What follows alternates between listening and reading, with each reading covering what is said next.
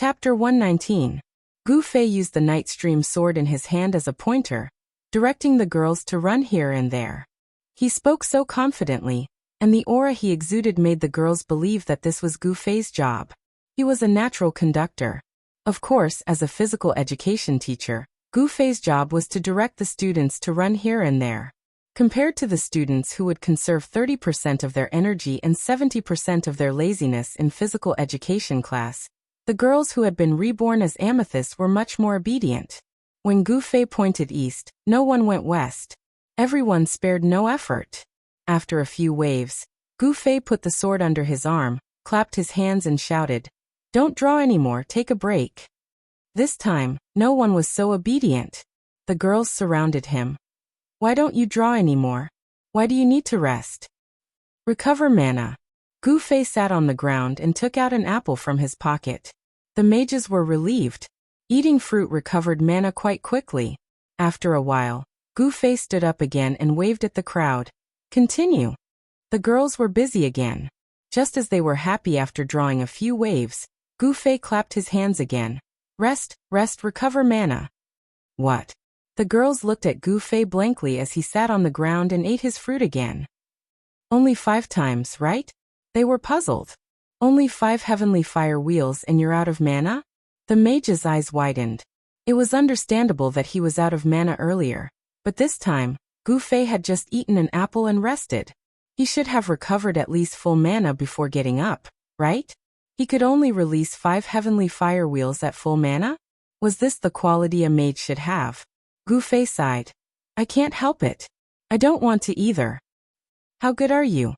Ice Glaze thought positively, and thought that he was too good at magic, which caused him to use up a lot of mana. Gu Fei wasn't prepared to say that he was proficient in magic. If he did, he would be looked down upon, so he just sighed. "My proficiency isn't high. It's my own young master Lan." Luo explained for everyone. Qianli's points are all added to agility, so he has less intelligence. Gu Fei nodded. The girls were kind and comforted Gu Fei, saying that he would be able to refresh his stats when he reached level 40, so he wouldn't be so trashy. Then he generously donated all the fruits he had on him. This action allowed Gu Fei to know what fruits the 9 girls liked to eat like the back of his hand. 3 like apples, 3 like bananas, 1 peach and 2 pears. Gu Fei was touched and kept asking, "Where did you buy the bananas? Where did you buy the peaches? Give me a few more pears." Gu Fei had only been able to buy apples before, but because of his lack of mana, he needed a lot of them. He ate apples every day, to the point where he felt like throwing up with just 1 bite. Fortunately, the game wasn't that harsh and didn't require him to finish an apple. As long as he took a bite, the system would assume that he had eaten the apple after 3 seconds, and start using the apple to help him recover mana. However, you can keep the apple and eat it later, but it won't have the effect of restoring magic power. After eating the banana, the leveling group started moving again. After 5 waves, the girls didn't wait for Gu Fei to speak and stopped, waiting for him to eat the fruits. Although the frequent interruptions were a bit disappointing, the efficiency of farming monsters was still incomparable to normal methods. Moreover, Gu Fei had his own advantages as a young master mage. He recovered quickly after eating the fruits, so the girls didn't have to wait too long. The girls were very satisfied with the speed at which they gained experience, but Gu Fei didn't think much of it. After a few more waves, Gu Fei couldn't take it anymore and said, "This is too slow, let's go somewhere else." "Why?" The girls looked at him. Gu Fei counted with his fingers. "We have a total of 10 people. In this small area, we can farm 9 monsters at a time. That's about 1 person guarding 1 monster. Even though we're killing them very quickly, it's still very slow." Luo smiled bitterly. "That's true, but it's already a good place to farm 1 monster per person. Look around, isn't every party in the same situation?" Gu Fei nodded. "That's why I said to go somewhere else." "Where else can we go?" The girls were confused. "There are so many people in the level 40 leveling area." Gu Fei smiled. "That's why we're going to the level 50 leveling area. There should be a lot fewer people there. Killing monsters above your level." The girls' eyes widened. Everyone knew what it meant to kill monsters above their level in the parallel world, But with the mediocre strength of the reborn amethyst girls, they really didn't have the ability to do so. Usually they only envied it and never thought about it. Gu Fei's magic damage was undoubtedly very high, and the girls were all half-baked players. They felt that with the help of such a strong person, leveling up and killing monsters would definitely be as easy as it was now. They immediately cheered and cheered, wanting to go and kill monsters that were higher level than them. Luolua was one of the more skilled players, but she always felt that Gu Fei's points were wrong. Even if his exquisite equipment greatly increased his magic damage, it would be amazing if he could kill a level 40 monster instantly. Wouldn't it be a little exaggerated if he could kill a level 50 monster? Gu Fei didn't notice her hesitation. Seeing that the girls all agreed, he had already packed up the fruits they had donated and was ready to set off. Due to his limited strength, Gu Fei couldn't carry so much by himself, so he could only distribute it to the girls first. "Hey, can you kill a level 50 monster?" Luoluo asked when he gave the bananas to Luoluo. "I can give it a try," Gu Fei said confidently. Luoluo couldn't bear to spoil the mood of the girls, so she could only let them do it. The group left the Cloud Valley in a grandiose manner. The level 50 leveling area, the cloud-separated ridge, was a distance of 2 mountains from the Cloud Valley. If the monsters in the Cloud Valley were at the foot of the mountain, then the monsters in the cloud-separated ridge would be on the hillside. Just as Gu Fei expected, although there were teams leveling in the cloud-separated ridge, there were very few of them. It wasn't as clear as the level 40 leveling area. Standing at the top of the mountain and looking down, the small monsters all over the hillside made the girls excited. Everyone looked at Gu Fei, waiting for his arrangement. However, Luoluo quickly discovered something strange. The players in the level 50 leveling area were all melee classes like warriors and thieves, with support from paladins and priests. There wasn't even a single mage team. Since there was no team member to avoid damage, melee classes like mages and warriors couldn't display their skills at the same time when leveling in the parallel world. Mages mainly dealt area of effect damage, so if warriors and thieves also went up to fight, the consequences would be obvious. Therefore, the leveling teams in the parallel world were mainly divided into 2 types, mages and non-mages. It was obvious that the team led by Yutian Shenming and Amethyst was a mage, and they had a large number of mages to increase their damage output. On the other hand, the team led by Unscathed in Battle was a non-mage, and they mainly dealt melee damage. At the level 50 leveling area, there were only non-mage teams but no mages. It was somewhat strange. After expressing this doubt to everyone, Gu Fei smiled and said level 50 monsters have fire resistance, so mages aren't easy to deal with. Gu Fei had experienced level 50 monsters when he was level 30 in Moonlit City. At that time, killing a monster required a rapid fireball and a fireball spell.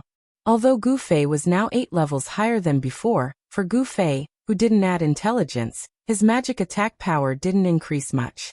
He was still at the same level when dealing with level 50 monsters. However, the AoE spell Heaven's Falling Flames could instantly kill level 40 mobs, while the single target spell, Rapid Fireball, which dealt far more damage than Heaven's Falling Flames, couldn't instantly kill level 50 mobs. This was rather strange. After all, the monsters had only increased by 10 levels. According to the previous growth trend of every 10 levels, Gu Fei's Rapid Fireball should be enough to instantly kill level 50 monsters. Later, after researching with the experts of the Child Elite group, they came to a conclusion. Level 50 monsters had high fire resistance, causing mages who use fire attacks to be seriously weakened in front of them. The girls opened their mouths wide and looked at Gu Fei. "Then what do you have?" As usual, Gu Fei waved his hand and said, "You can still insta-kill them?" The girls were surprised. They estimated that Gu Fei's magic damage was only enough to insta-kill a level 40 monster. Gu Fei shook his head. "No. Then what do we do? Which of you has the highest magic damage? I might be able to do it if I have an assistant," Gu Fei said. The girls looked at Ice Glaze. "Let's try it." Gu Fei clapped his hands and said, "Go lure the monsters." The girls muttered in their hearts and scattered to lure the monsters. How much magic damage did Qianli's Drunken have? Everyone had this question in their hearts. So fast. The girls who had just lured the monsters had forgotten whether they could insta-kill them or not. They all cried out in alarm when they saw the monsters that had been hit by the fireball spell rush over. The one who was in the most difficult situation was Luoluo. The distance of the holy light ball was shorter than the fireball spell, and she ran slower than the mages. In the blink of an eye, she felt that the monsters had closed the distance by half. After a few more steps, the monster was behind her and stretched out its claws. Luoluo panicked for a moment, and didn't know whether to stop and heal herself or continue to run to lure the monsters. The other girls were too busy looking after themselves, and no one paid attention to this side. Only Ice Glaze, who had been promoted to an assistant by Gu Fei, quickly realized that Luoluo was in danger. Sister Luoluo. But other than shouting a reminder, she didn't know what else to do. Then she remembered that Gu Fei was next to her. She turned her head and saw that Gu Fei was long gone. When she looked up again, Gu Fei had already killed his way to Luoluo's side. Ice Glaze was dumbfounded. Only now did she truly feel how fast Gu Fei was. This speed was clearly above Yutian Shenming. Was he still a mage? So troublesome. Gu Fei sighed. He only cared about calculating if the magic damage was enough, and neglected the fact that these girls were barely able to lure the monsters. Gu Fei, who had always trained alone and added points to other creatures, didn't expect these ordinary mages to be in such a difficult situation. Chapter 120. Double Flame Flash Flash. Luoluo suddenly heard a mage chanting from behind her. She turned around and saw that Gu Fei had already charged out from the side. He stood between her and the monster, brandishing his long sword and slashing at the monster. "Be careful," Luoluo shouted as she cast a healing spell at Gu Fei. When a mage was in close combat, most players would only think of one thing: death. Gu Fei blocked the monster with his body. In Luoluo's eyes, this was a selfless act. She was touched. "Don't worry about me. Save the other girls," Gu Fei shouted as he ran away. The monster's aggro was drawn by him. It ignored Luoluo and turned to chase after Gu Fei. The battlefield was in chaos. The mages were caught up by the monsters behind them, and screams could be heard everywhere. Gu Fei was also in a mess. He ran to the next target while throwing fireballs at the other monsters. "Xiaobing, you lure the monster too," Gu Fei shouted at Ice Glaze, who was at a loss with her staff raised. Ice Glaze nodded and threw a fireball at a girl who was in a critical situation. The difference in magic damage between the two sides was very obvious. One fireball from Ice Glaze was not enough to pull all the aggro. She had to hit 3 in a row before the monster changed its target. In the blink of an eye, Gu Fei had already used fireball to kill 3 more monsters. They waved their claws and tried to hug him. "Xiaobing, run to me," Gu Fei hurriedly shouted when he saw that Glazed Ice had already thrown 3 fireballs to attract the monster's aggro. At this moment, she was actually planning to throw a 4th. The 8 girls were luring the monsters. At this moment, Gu Fei had lured 4 monsters away, and 1 was turned to Glazed Ice. The remaining 3 were taken care of by Luoluo, so they could hold out for a while. Gu Fei calmly led the 3 away and drove the train to pick up Ice Glaze. "Spread out. Prepare the Skyfall Fire Wheel," Gu Fei shouted. "So fast we can't hit it." The girls were anxious. If they had that skill, Yutian Shenming wouldn't have come up with a simple trick like drawing circles on the ground. "Hit it all you want, just don't hit me," Gu Fei said. This reminder was a little too belittling of the girls. Gu Fei was very fast. He was more than 3 meters away from the monsters. No matter how bad the girls were, they wouldn't be able to throw Flaming Wheel more than 3 meters off course. Luoluo took care of Ice Glaze while Gu Fei went up to help her deal with the monsters. The monster had already eaten quite a few fireballs and Gu Fei had used 2 more to draw aggro. It was already on the verge of collapsing. Gu Fei took 2 more steps and looked at the distance between the monsters. He estimated that the girls wouldn't be able to throw the Skyfall Fire Wheel at him from so far away. He then yelled, "Attack! Skyfall Fire Wheel! Descend!" The cries came one after another. The Skyfall Fire Wheel made everyone's faces turn red. Gu Fei raised his head and looked. Seeing that none of the Skyfall Fire Wheels hit his head, he finally relaxed. He turned around and waved his sword. He also yelled, "Thousand flames of the flaming tree rise." Thousand Flames of the Flaming Tree was a level 36 mage spell. Skyfall Fire Wheel was an AoE spell that descended from the sky, while this spell rose from the ground. The difference was that this spell would burn the earth for 5 seconds. During this time, characters within the spell's range would receive continuous damage that decreased every second. In comparison, Thousand Flames of the Flaming Tree had a wider range than Skyfall Fire Wheel. Including the continuous damage, the damage output was also higher. Correspondingly, the mana consumption was also huge. It was close to twice that of Skyfall Fire Wheel. However, very few people would use this spell to level up. The main reason was because the leveling area was full. Normally, there would be a few mages in a party.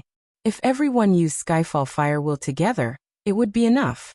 There was no need to increase the spell's damage. Gu Fei used it now to make sure that nothing went wrong. These girls weren't modest at all. The positioning of the Skyfall Fire Wheel was very disjointed. Looking at the sky, it was like the Olympic rings were interlocked. With such disjointed firepower, some of the monsters below were hit by 1, and some were hit by 2. Their HP was uneven. Gu Fei felt that it was better to add a larger and more powerful spell to be safe.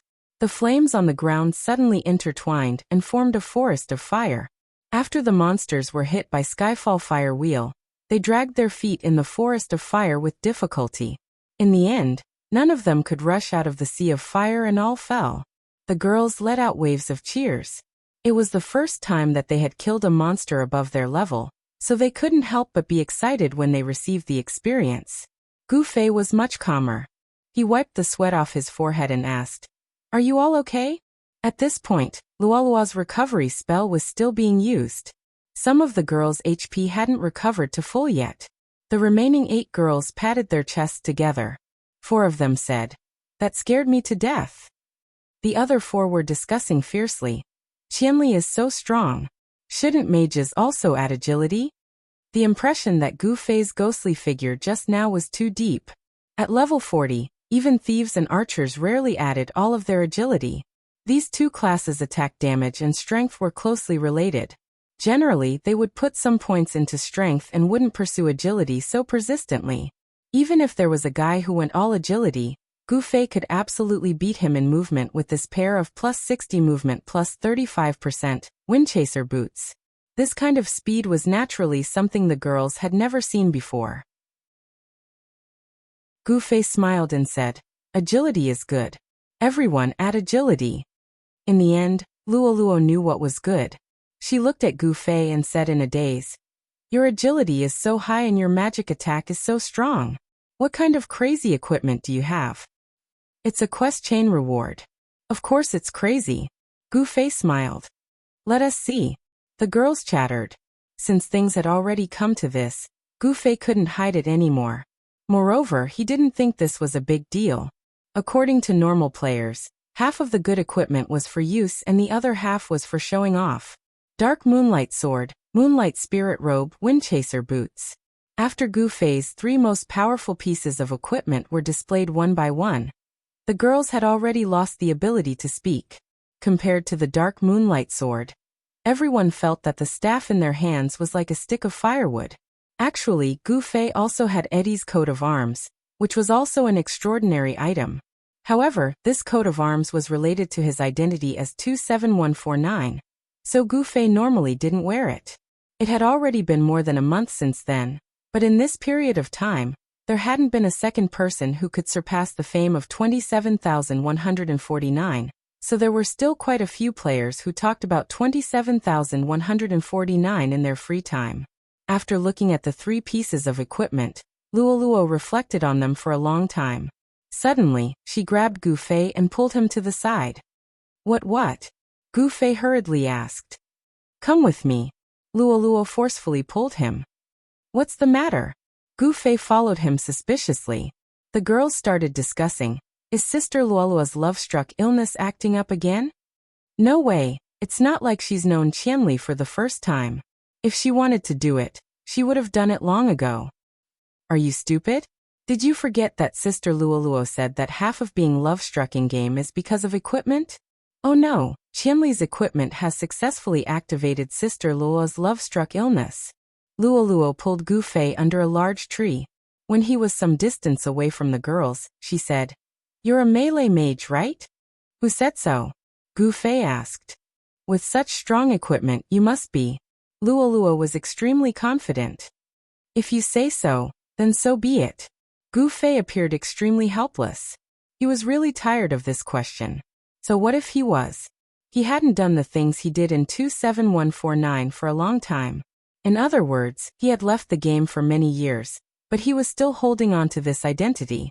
He was too forward-looking. "Are you or aren't you?" Luo wanted a standard answer. "I won't tell anyone, not even July." "Yes." Gu Fei gritted his teeth and admitted it. "Let's see what you want." In the end, Luo didn't do anything. She just looked at Gu Fei with a smile until Gu Fei felt goosebumps. "I've done it." The girls in the distance pointed at Luo's smiling face and said, "Look at Sister Luo's smile." "Don't look at me like that, it's very dangerous." Gu Fei said. "Then what should I do?" "Go and level." Gu Fei said sincerely. "Let's go." Luo smiled and walked towards the girls. "What's going on?" Gu Fei muttered to himself. That smile was too ambiguous. Was this the calm and collected Luo? Leveling started again. Gu Fei changed his strategy. Now he had to personally take on the heavy responsibility of luring the monsters. As for the other girls, they would listen to Gu Fei's command, and then let Gu Fei finish the last hit. Compared to Ice Glaze's aggro, it could be seen that Gu Fei's magic damage was almost 3 times that of Ice Glaze. And Ice Glaze already had the highest magic damage among the girls.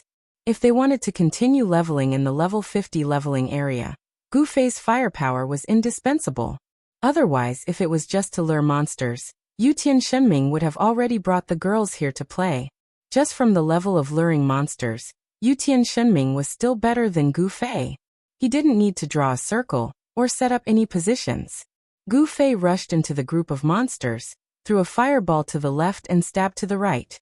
In a short while he had pulled 7 or 8 monsters back. "Get ready!" Gu Fei shouted to the girls. The women responded, and those who should have raised their staffs had already raised their staffs. Luo gave Gu Fei, who hadn't lost a single drop of health, a healing spell and winked at him. Gu Fei's foot slipped, and he almost fell. Crazy, this Luo must be crazy. What's wrong with her? Gu Fei thought blankly. Chapter 121. The leveling went smoothly. Gu Fei's aggro, the girl's Skyfall Fire Wheel, Gu Fei's final attack, and Luo's winking at him out of nowhere. Everything went smoothly. Gu Fei couldn't take it anymore. One day, when he was taking a break to eat some fruits, he called Ice Glaze over. He sent an apple that Ice Glaze liked over and asked, "What's wrong with Luo? Did you see it?" "I saw it." Ice Glaze pursed her lips and laughed. "What's wrong with her?" Gu Fei asked. "You're so slow." Even Ice Glaze dared to make fun of Gu Fei. Sister Luo is love-struck. Love-struck? How is that possible?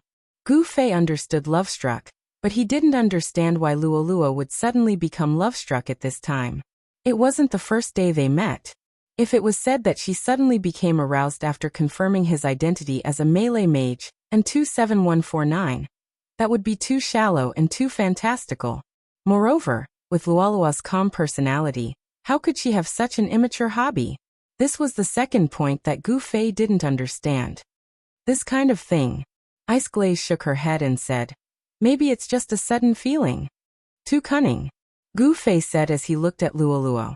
Luo saw it and immediately winked at him. This winking didn't look like she was winking, nor did it have any intention of seducing him. This was flirting. This word suddenly popped up in Gu Fei's mind and he broke down on the spot. He was actually being flirted with by a girl. He wanted to cry but had no tears. "Qianli, have you finished eating the apple?" Luo shouted. Her tone sounded like she was drinking. Blatant teasing. The girls giggled while enjoying Gu Fei's embarrassment. Gu Fei ran away without a word, luring the monsters from afar. He didn't resist. How boring. Is that so? I think it's more interesting if they don't resist. Regarding the attitude after being flirted with, the girls also had different appreciative angles. Leveling continued like this. Under such an unconventional offensive, Gu Fei didn't make any mistakes while luring monsters. His spirit could be said to be strong. Gu Fei calmly lured the monsters, calmly ate the fruits, and calmly allowed Luo Luo to tease him. He thought that if he didn't find it strange, then he would be defeated by it. However, this kind of strategy was clearly outdated. The young people of the new era had an unimaginable persistence and perseverance when it came to the things they were interested in. The girls wouldn't be hit by the monsters from where they stood, and with Gu Fei's agility, he wouldn't be hit by the monsters either. As a result, Luo Luo, the cleric, was completely fine. That resurrection spell was cast on Gu Fei's body over and over again. Gu Fei felt like he was about to be stripped naked by the regeneration spell. Gu Fei persisted, and Luo Luo continued until the leveling was over. The girls' gaming time was quite to Gu Fei's liking. When he looked at the time and felt that it was about time to go offline, the girls unanimously suggested that they should rest. Everyone gathered and left the leveling area. Everyone was extremely satisfied with today's harvest. What time tomorrow? Everyone asked Gu Fei. I'm just a substitute. Gu Fei said. You can come with Yutian. You have to level anyway. The girls said one after another. I'm used to leveling alone. What's the point of leveling alone? Come on, come on. A group of girls surrounded Gu Fei. We'll bring fruits for you. You just have to come by yourself. You like bananas, right? We'll bring you more bananas tomorrow, one of the girls said. I'm not a pet.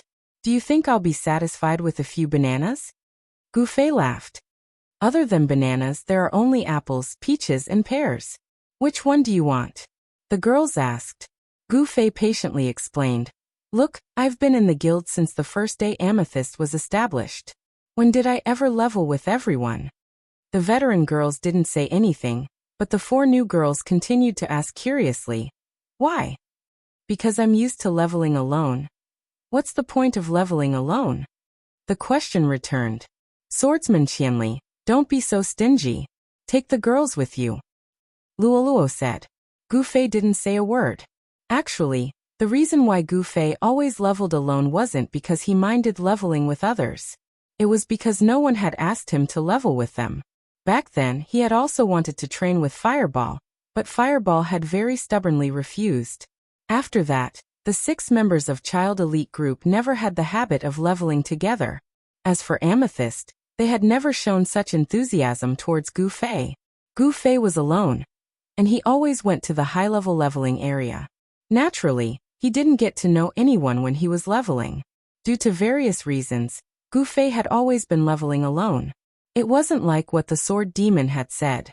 He didn't need to be an expert to gain experience.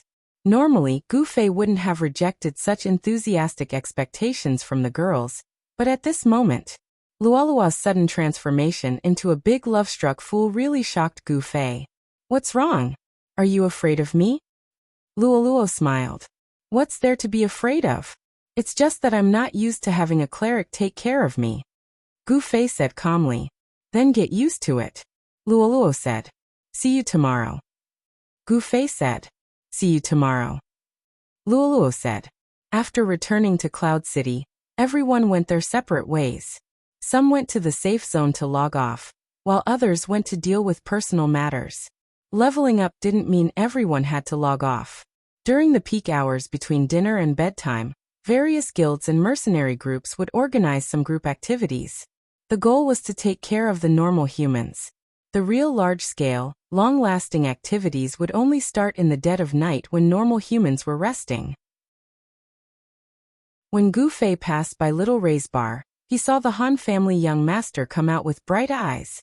Hey, Gu Fei greeted him. Let's get to work. The Han family young master said to Gu Fei while burping, then headed towards the city gate. This was one of the characteristics of humans who didn't have a normal sleep schedule. When others were resting, they would be full of energy and set off. Gu Fei went to the safe zone and logged off. The next day, there was more free time, so Gu Fei logged on quite early. There was still a long way to go before the golden hour of the evening. Gu Fei carried the night streamer and wandered around the streets, hoping to meet a few robbers. In the end he failed. Most players were law-abiding people. When they saw a high-quality equipment, they would only fantasize about it. They wouldn't really do anything out of line. As for the real criminals, they were now on the path of rationality. Although Gu Fei's night streamer was obviously a high-quality item, no one could see its stats when appraising it, so they wouldn't act rashly. High-quality equipment referred to having stats that were significantly better than normal equipment. However, if the stats were trash, then the equipment would only be a shining piece of high-quality trash. The people who stole equipment either did it for their own use, or to sell it for money. They definitely didn't do it to collect it. Therefore, no one would spend time and energy on an item that they couldn't see its stats. It must be known that hunting down a person to get specific equipment was a very difficult task. After walking around for a while without any results, Gu Fei unknowingly arrived at Little Ray's bar. He went in and greeted Little Ray. Little Ray pointed at the private room they usually sat in. This gesture meant, "Your people are here." Gu Fei went in and saw Yutian Shenming crawling on the lattice. "What's up? Did you bring your homework into the game again?" Gu Fei said. Yutian Shenming looked up and continued with his head down. "I'm writing a secret manual." Yutian Shenming's legendary mage secret manual proved that he had only done it on a whim. That day he brought Gu Fei to buy a stack of small books and a few pens, giving the illusion that he was going to do something big. After that, Gu Fei asked several times, and Yutian Shenming would postpone today until tomorrow, and tomorrow until the day after. In the blink of an eye, a month had passed, and when Gu Fei asked again, Yutian Shenming would just pretend to be at a loss. Gu Fei had already given up hope. He didn't expect him to return to his old job today. He didn't know what medicine he had taken. Gu Fei picked up a book, casually flipped through it, and threw it down. He asked, "How's the wanted mission?" Yutian Shenming's expression was gloomy. "I killed 3, and the 4th was interrupted." "What happened?" Gu Fei asked. "There were too many people, so I didn't dare make a move." Yutian Shenming was an expert, and his judgment was an important quality for an expert. Sometimes, looking at the situation and knowing that there was no chance of winning, he naturally wouldn't make a move. What would you do if you encountered such a situation? Yutian Shenming asked Gu Fei. He believed that Gu Fei must have encountered them during the course of the mission, and it should be a common occurrence. After all, players spent most of their time in the game leveling with their companions. Walk over and kill them. Gu Fei said. "Nonsense. That's you." Yutian Shenming felt that he shouldn't have asked this question. Gu Fei's situation was too different from theirs. Not only did he have the ability to kill in an instant, but he was also a super combat expert. He could use some methods that Yutian Shenming and the others couldn't do. "If I do it like this, I won't be able to complete it 100 times in a row." Yutian Shenming said in pain. "Do you want me to help you?" Gu Fei said. "How?" Yutian Shenming's eyes widened. "I'll go with you. I'll drain some of his health, and then you can shoot an arrow from afar, and it'll be over." Gu Fei said. This. Yutian Shenming was shocked.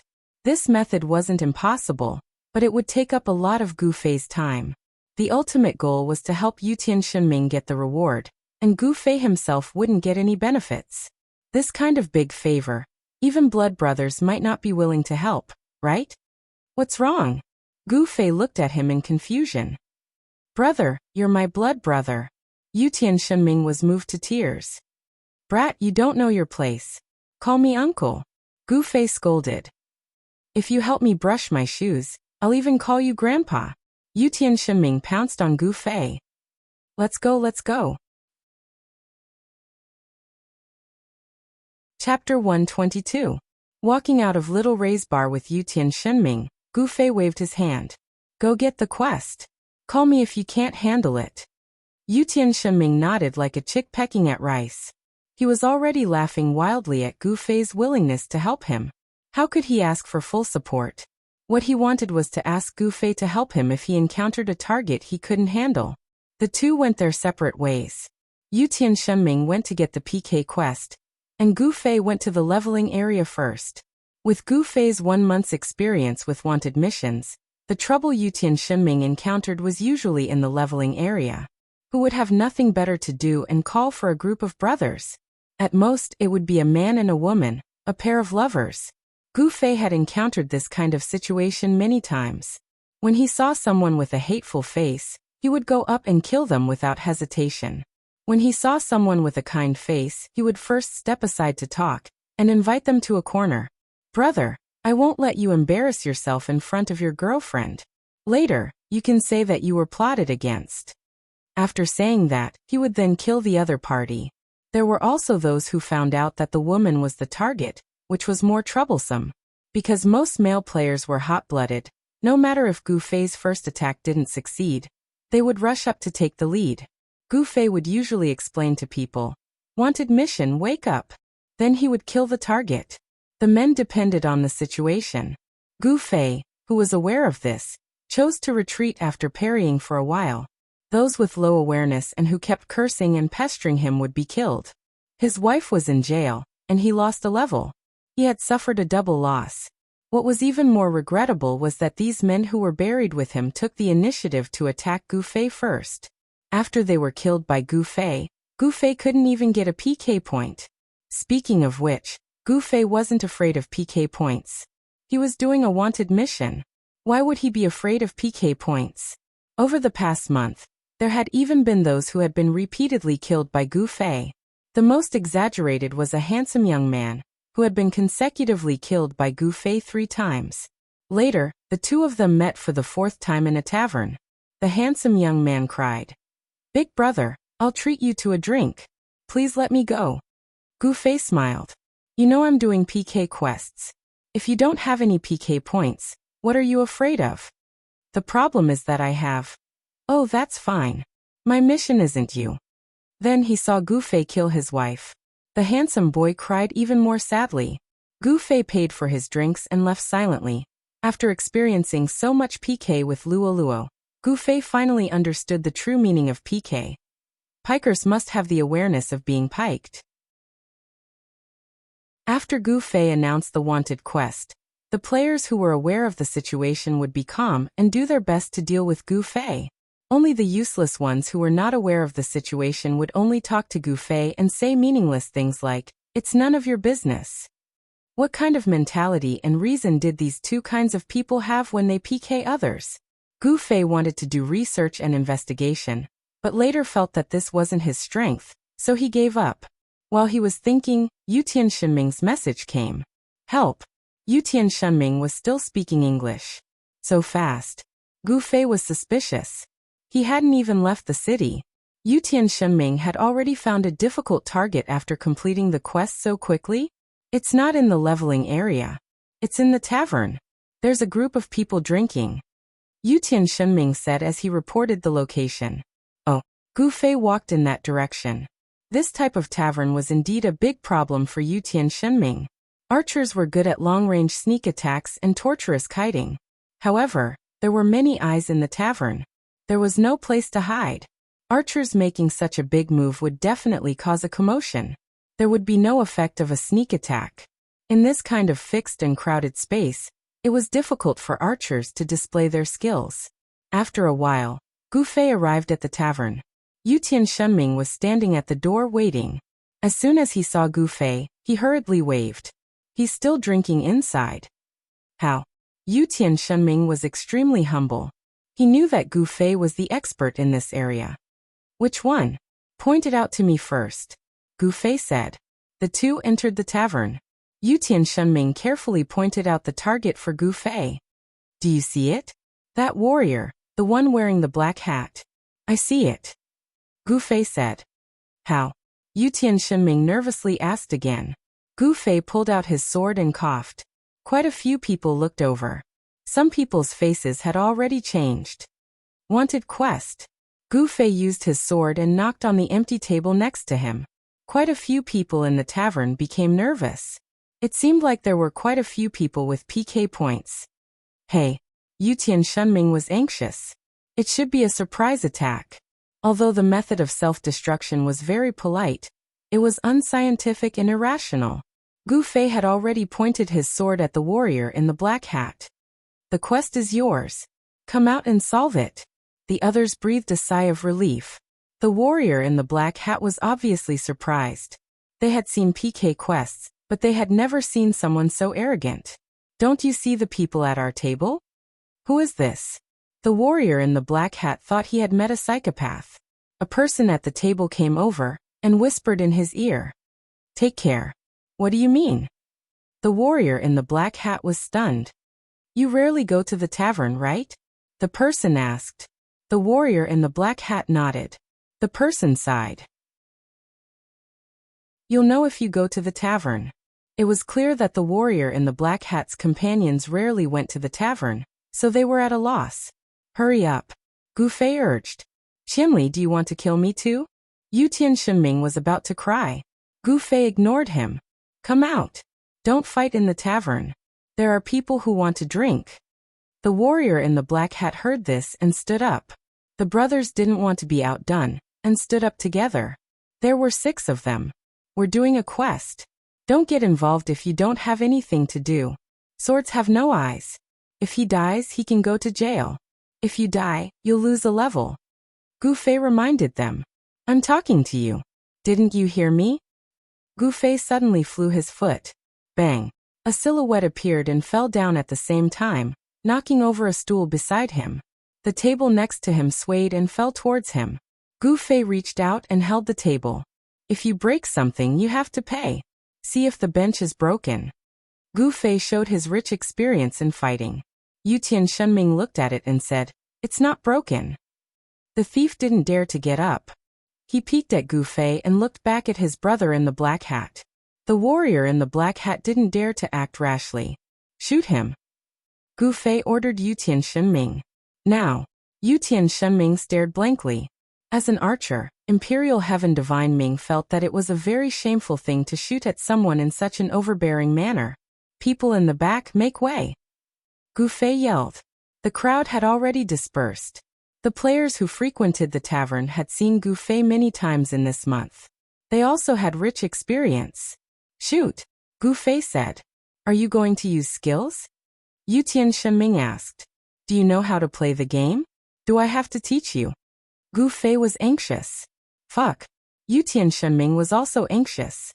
He had played the game for a few years, and this was the first time he had heard this kind of scolding. How could he not know how to play? It was just that he hadn't experienced this kind of chaotic situation before. Fuck, who doesn't have a first time? Yutian Shenming angrily thought as he drew an arrow. Why didn't the archer use this kind of direct attack? Because the archer's attacks were too troublesome. With so much foreplay, those with eyes had already started to dodge. Yutian Shenming drew his bow in front of them. How could they not dodge? At this moment, they all shrunk their heads and hid under the table. Who told you to dawdle? Gu Fei scolded Yutian Shenming. Yutian Shenming felt wronged. No matter how fast he drew his bow, the other side had enough time to hide under the table. Can you blame me? Who's the one who doesn't know how to play? Gu Fei quickly stepped forward and swung his sword. Gu Fei's speed was too fast. Before anyone could react, the small wooden table had already been split in half by Gu Fei. Shoot! Gu Fei yelled as he dodged to the side. Xiao! Yutian Shenming, who was already prepared, shot an arrow. It was his strongest attack skill, snipe. At this distance, there was no possibility of dodging the snipe. Yutian Shenming's damage wasn't just for show. Although this arrow didn't instantly kill the player, the damage caused was enough to make the player panic. Without needing Gu Fei's reminder, the second arrow had already arrived. Yutian Shenming was indeed an expert. He knew what was the most important thing for an archer in this game. The speed at which he drew his bow and knocked his arrow was incomparably fast. The 2 arrows that were ready to release the skill double arrow were also placed neatly. It was obvious that he had practiced countless times. Whoosh whoosh. 2 arrows flew out one after the other. The player who was squatting under the table just now stood up and was hit by 2 more arrows. Not dead yet. Your health is quite high. Yutian Shenming also began to show off and quickly reloaded another arrow. However, at this time, the 6 players who were squatting on the ground were no longer willing to be left out. They suddenly stood up and threw themselves at Gu Fei, who was closest to them. "Don't worry about me. Find a chance to shoot him," Gu Fei yelled. While easily dodging the attacks from the 6 players, he slashed at the opponent's cleric with his sword. The cleric was chanting a healing spell when it was interrupted by Gu Fei at the right time. Yutian Shenming had already shot his 3rd arrow. The archer's level 36 skill, homing arrow. Although this skill's attack wasn't strong, its tracking ability was terrifying. Once it locked onto the target, it wouldn't leave. It wasn't like the mage's fireball, which could only track for a short period of time. The arrow's tip glowed with a faint white light. It whizzed through the chaos and finally pierced the head of the player with the black hat. The cleric's healing spell was continuously interrupted by Gu Fei. The player with the black hat's health was never replenished. Now that he was hit by this arrow, he finally fell. "Retreat!" Gu Fei yelled at Yutian Shenming. He himself also came out from the gap left by the black hat. He took out a gold coin and threw it at the counter. "Table money!" Gu Fei yelled as he escaped from the tavern. Chapter 123. The tavern had 2 doors, one on the left and one on the right. When Gu Fei rushed out from the right, he did not see Yutian Shenming rushing out from the left. Gu Fei quickly returned to the tavern, but he still did not see Yutian Shenming. "Where is he?" Gu Fei was nervous. Could it be that this guy was entangled by the enemy and died heroically? "I have the emblem, it was teleported," Yutian Shenming replied. As expected of an expert, he had awareness. Gu Fei was impressed. When he first received the emblem, he often forgot to use it every few days, and continued to foolishly run back to the quest office. Looking at this Yutian Shenming, he only borrowed it a few times and already had deep-rooted thoughts about it. After thinking about it, he looked up and saw the brothers in black hats. They were standing there in a daze, looking at Gu Fei dumbfoundedly. "Wanted quest." Gu Fei explained patiently. "It's for the kid who escaped. If you want revenge, I can help you contact him." If it was in reality, Gu Fei could use his phone to increase the sense of reality. However, it was boring in the game. After all, even if he was ready to send a message, others would not be able to tell. Therefore, the guys on the other side did not take Gu Fei's words seriously. When they saw Gu Fei run and come back, the first word that came to their minds was, "walking into a trap." They gritted their teeth and glared at him with murderous intent. This included the thief who was kicked to the ground by Gu Fei. Gu Fei was overjoyed. This was the effect he wanted. He loved the chain reaction after a wanted quest. Otherwise, where would he get so much fun from PK? Gu Fei still gave them a friendly reminder out of habit. "You want to take revenge on me? You'll drop a level if you die." The group took 3 steps forward. "You'll really drop a level?" Gu Fei reminded them as he slid forward a few steps. "Drop your level." Someone from the opposing camp roared and pounced forward while brandishing his weapon. Gu Fei was overjoyed. He raised his sword to meet the attack, but a strong gust of wind came from the side. Galloping meteor. After Gu Fei opened his mouth to shout, that fellow's Grandmaster of Combat's combo had already turned the raging number 1 person into nothingness. That wasn't the end of it. Another sorcerer, with long hair fluttering in the wind, looked valiant and heroic. The staff in his hand flashed with a dazzling red light. He pointed at the feet of the remaining 5 people and said, "1,000-layer flames of the flaming tree rise." Gu Fei had never seen such a bold mage using an area of effect spell in a tavern. The 1,000 layers flames of the flaming tree ignited rapidly. The range was beyond Gu Fei's imagination. It was obvious that his proficiency was also very high.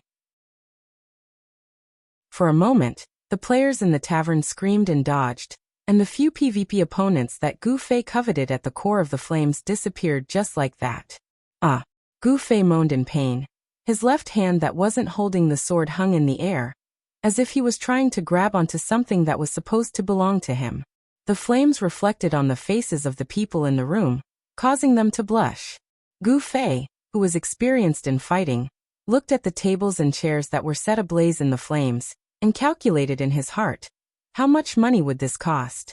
The flames gradually burned down, and as the spell's duration was up, it finally returned to the surface. However, within these few seconds, a few tables and chairs had already been set ablaze, and the flames were still burning.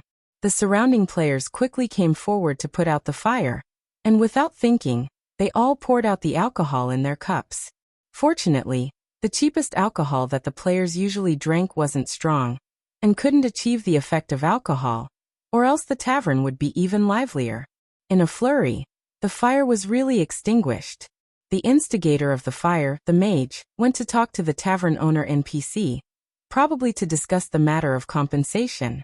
Despite the chaos caused by him, none of the players in the tavern complained. What a bold mage! Who would dare to complain? He raised his hand and burned 5 people to death without hesitation. He probably wouldn't mind lighting another, flaming 3,000 layers flames, to burn the talkative guy to death. The Grandmaster of Combat who made the first move was looking at Gu Fei with a smile. Laughing my ass off. Stealing my business. Gu Fei's heart was in pain. But what made him even more miserable was that he couldn't vent his anger. Because these two seemed to be roaring at the sight of injustice. And Gu Fei couldn't help but see these two as new opponents. Good skills. Thanks. Not only could he not vent, but he also had to thank them. Life, you really make me feel helpless, Gu Fei sighed in his heart. The Grandmaster of Combat smiled. Brother, you're not bad yourself. Gu Fei forced a smile. Do you mind having a drink together? The person said. Gu Fei was stunned. He helped him get rid of his opponent, and now he wanted to buy him a drink. It seemed like this person had ulterior motives. Seeing that Gu Fei didn't say anything, the person didn't press him. He waved to his side, and it turned out he had a partner, and the two quickly cleaned up the tables and chairs that were knocked over in the chaos. Burning only took a few seconds, and the burned tables and chairs didn't affect their use. The two sat down after cleaning up, and the 2 empty seats, one for their mage companion, and the other for Gu Fei. Gu Fei saw Xiao Xiao, and didn't say anything and walked over to sit down. Love written on my left hand. The Grandmaster of Combat introduced himself. Gu Fei had a habit of commenting on other people's online names, and upon hearing this name he immediately smiled. What's written on my right hand? Handsome written on my right hand. The archer beside him answered, and pointed to himself. But we didn't know each other, Love Left Hand said with a smile. I didn't think we would have such similar names. After saying that, the two looked at each other, and the corners of their lips curled up in an ambiguous smile. And it made Gu Fei's hair stand on end. These two fellows couldn't be the legendary Brokeback, right? Next, the mage finished his negotiation and sat down. He's drifting, Love Left Hand introduced to Gu Fei. That name was so familiar. As Gu Fei thought about it, he realized he wasn't the only one who found the name familiar. As soon as the name was mentioned, there was a wave of whispers. Gu Fei vaguely heard 4 words. Number 1 mage, and he immediately realized. Drifting, this was the number 1 mage in the parallel world. He was also at the top of the overall leaderboard. Currently, in the parallel world, there were only 5 people who reached level 41 after reaching level 40, and Drifting was one of them. However, he hadn't heard that this famous character was a player from Cloud City. The other 2 seemed to be quite familiar with him. Could it be that they were foreigners? How come the main cities were communicating with each other now? Gu Fei remembered that the game officials hadn't announced the opening of the teleportation circle yet. Brother, what's your name? After the 3 introduced themselves, they naturally asked Gu Fei. Gu Fei smiled. Qianli One Drunk. You're Qianli One Drunk. The heroic Drifting's expression couldn't help but change. Gu Fei smiled helplessly. That's me. Drifting's reaction was within Gu Fei's expectation. Since the beginning of the game, Drifting had firmly held the number 1 mage ranking. However, during this period of time, a drunk Qianli suddenly appeared and rode on his head. After a few days he surpassed Qianli again, but it was still a thorn in Drifting's heart. Since then he often paid attention to the name Qianli One Drunk on the mage ranking. In the end, this guy's rank sank until he disappeared at the end of the ranking. If he didn't enter his ID, he wouldn't be able to find out. Drifting was curious. He even had the urge to ask this 1,000 miles drunk friend what was going on. However, when he tried, he found that Qianli had turned off his friend switch. This was normal. As a master on the ranking list, Drifting knew this kind of trouble. He just needed to add a friend in the game to find out their name. As a result, high-ranking players like them enjoyed the admiration of the crowd, but on the other hand, they were harassed by countless people who had joined in. Some shouted, "Brother, take me," some shouted, "Brother, teach me," and some shouted, "Give me some money and I'll video chat with you." In this situation, if the friend switch wasn't turned off, he wouldn't be able to live. This time, he had come to Cloud City for another matter, but he hadn't expected to meet this 1,000 miles drunk, who he had been thinking about for a long time. The ranking list didn't show the origin of the players. Drifting rolled his eyes and suddenly blurted out, "I didn't expect to meet two famous people so soon after I came to Cloud City." Ah, what? Gu Fei was confused. When did he become famous? Drifting turned to Love Left Hand and Handsome Right Hand. "We've met Little Ray from Little Ray's bar. As for Qianli, you're probably the other legendary mage, Mage 27149, right?" Everyone was in an uproar. Compared to the number 1 mage, Mage 27149 was obviously more famous, especially in a place like Cloud City. But Gu Fei answered reflexively, No. Drifting was confused. "If I were 27149, would I still need your help just now?" Gu Fei said, fully displaying his inner resentment towards this matter. "If we knew you were 27149, we wouldn't have helped you," said Drifting. "Although I'm not 27149, I don't need your help." "But," Gu Fei paused and said, "Thank you." The three of them were startled and hurriedly thanked him. "Just like that, you've accumulated 5 PK points. That friend of mine is currently doing wanted quests.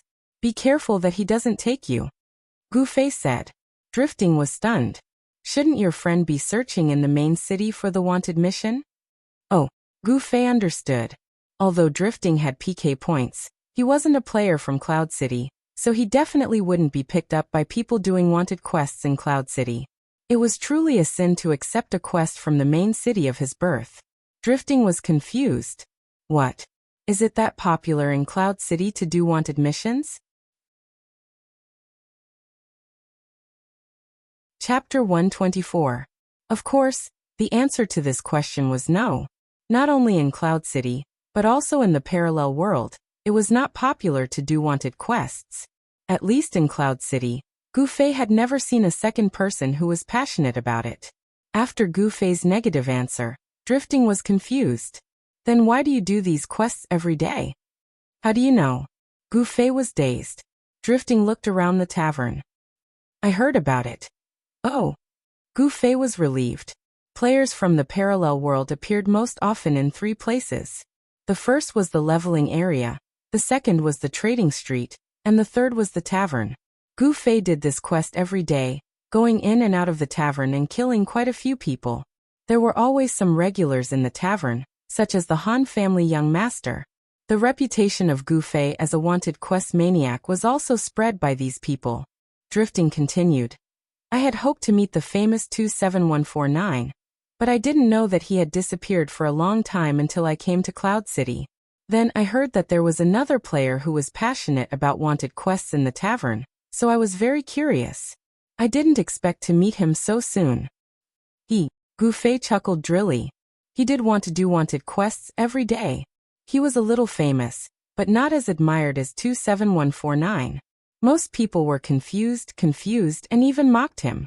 Even though some of them admired and feared Gu Fei's PK skills, they couldn't help but wonder, is there something wrong with this guy who does wanted quests every day? "Brother Qianli, why are you so passionate about wanted quests?" Drifting raised the question. "Hobby." It was inevitable that people would misinterpret it, and most people probably wouldn't believe it. Gu Fei simply took off his boots and put them on the table from the perspective of a player. "Look, this is the reward of the wanted quest." The players in the tavern all used identification on the wind-chasing boots. A moment later, they all swallowed. The eyeballs of the archer, right-hand commander, who was the closest to them, almost fell out of their sockets. "Complete 100 bounty quests in a row, and you'll get this pair of wind-chaser boots," Gu Fei said as he put the boots back on.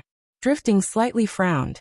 This pair of boots was indeed a rare pair of top-quality shoes, but the price to pay for completing the wanted mission 100 times in a row was too high. Moreover, the word continuous was easy for the system to explain, but it was not easy to accomplish. The right time, right place, and right people could not be left out. Drifting finally understood why Gu Fei's EXP ranking kept dropping. In his opinion, this was like picking up sesame seeds and throwing watermelons away. If Gu Fei was an archer, Drifting could understand. However, he was a mage. With this pair of exquisite shoes, he would be much stronger, but he didn't think it was worth it to sacrifice so much time and EXP. Compared to that, Drifting would rather spend money to buy it. Because the game developers had specifically promised that there would be no items in the parallel world that were bound to be picked up and could not be traded. This pair of boots was no exception. Thinking about this, Drifting asked, "Are you going to sell these shoes?" Sell?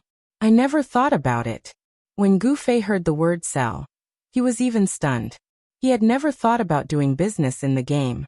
The random items that he had gotten from leveling up had piled up in his warehouse. He had never taken the time to sell them, but he had the experience of consigning a few items to the auction house. However, if you wanted to do a good job in selling items, you had to spend time to understand the market. Gu Fei had never studied the market before. He just looked at the prices of similar items, so he put his own on the list. Perhaps the reference items were all black-hearted merchants' goods, but none of the items that Gu Fei consigned were sold. After a few days, he had spent a lot of gold coins in the consignment fees. The consignment fees were collected by the system, and it was directly deducted from the player's pocket every day without any leeway. Gu Fei wanted to cry, but no tears came out. From then on, he gave up on the idea of auctioning them. Now that Drifting suddenly wanted to talk to Gu Fei was at a loss. "Why don't you just stab me? Why do you want to talk about business?" Seeing that Gu Fei had no intention of selling, Drifting began to think of other ideas. He fumbled in his pocket and took out a staff. "Qianli, look at this." Placing the staff on the table, Gu Fei cast identification on it. "Not bad," Gu Fei praised. It was a use staff with gold characters. Magic coefficient requirement, 110. Spell enhancement, 35%, spell damage plus 15%. Intelligence plus 10, Spirit plus 10. The use staff was a level 40 staff, and it was the most high-end staff that a mage could have. The concept of coefficient had appeared from this batch of high-end equipment. Moreover, this purple fur staff actually had a 35% magic strengthening effect. Spell enhancement. For example, if an ordinary staff spell damage was 80 to 100, then if it had 35% spell enhancement, its spell damage would be 108 to 135. Similarly, other equipment would often have attributes like sword skill enhancement, archery enhancement, and defense enhancement. To put it simply, Drifting's Yew-Tree staff had 35% higher magic attack than ordinary Yew-Tree staffs. In addition, it also increased spell damage by 15% and added 10 points of intelligence and spirit. It was a top-notch staff with high output. "How about you trade it for your wind-chasing boots?" Drifting asked. Gu Fei's night lightsaber drifted in the air, but he failed to appraise it even after using appraisal on it several times. Since it was in the hands of a mage, could it be a magic sword? Ordinary players didn't know about magic swords, but Drifting had seen one in the hands of an NPC during a mission. Magic swords had dual attributes. They had both magic attack power and physical attack power.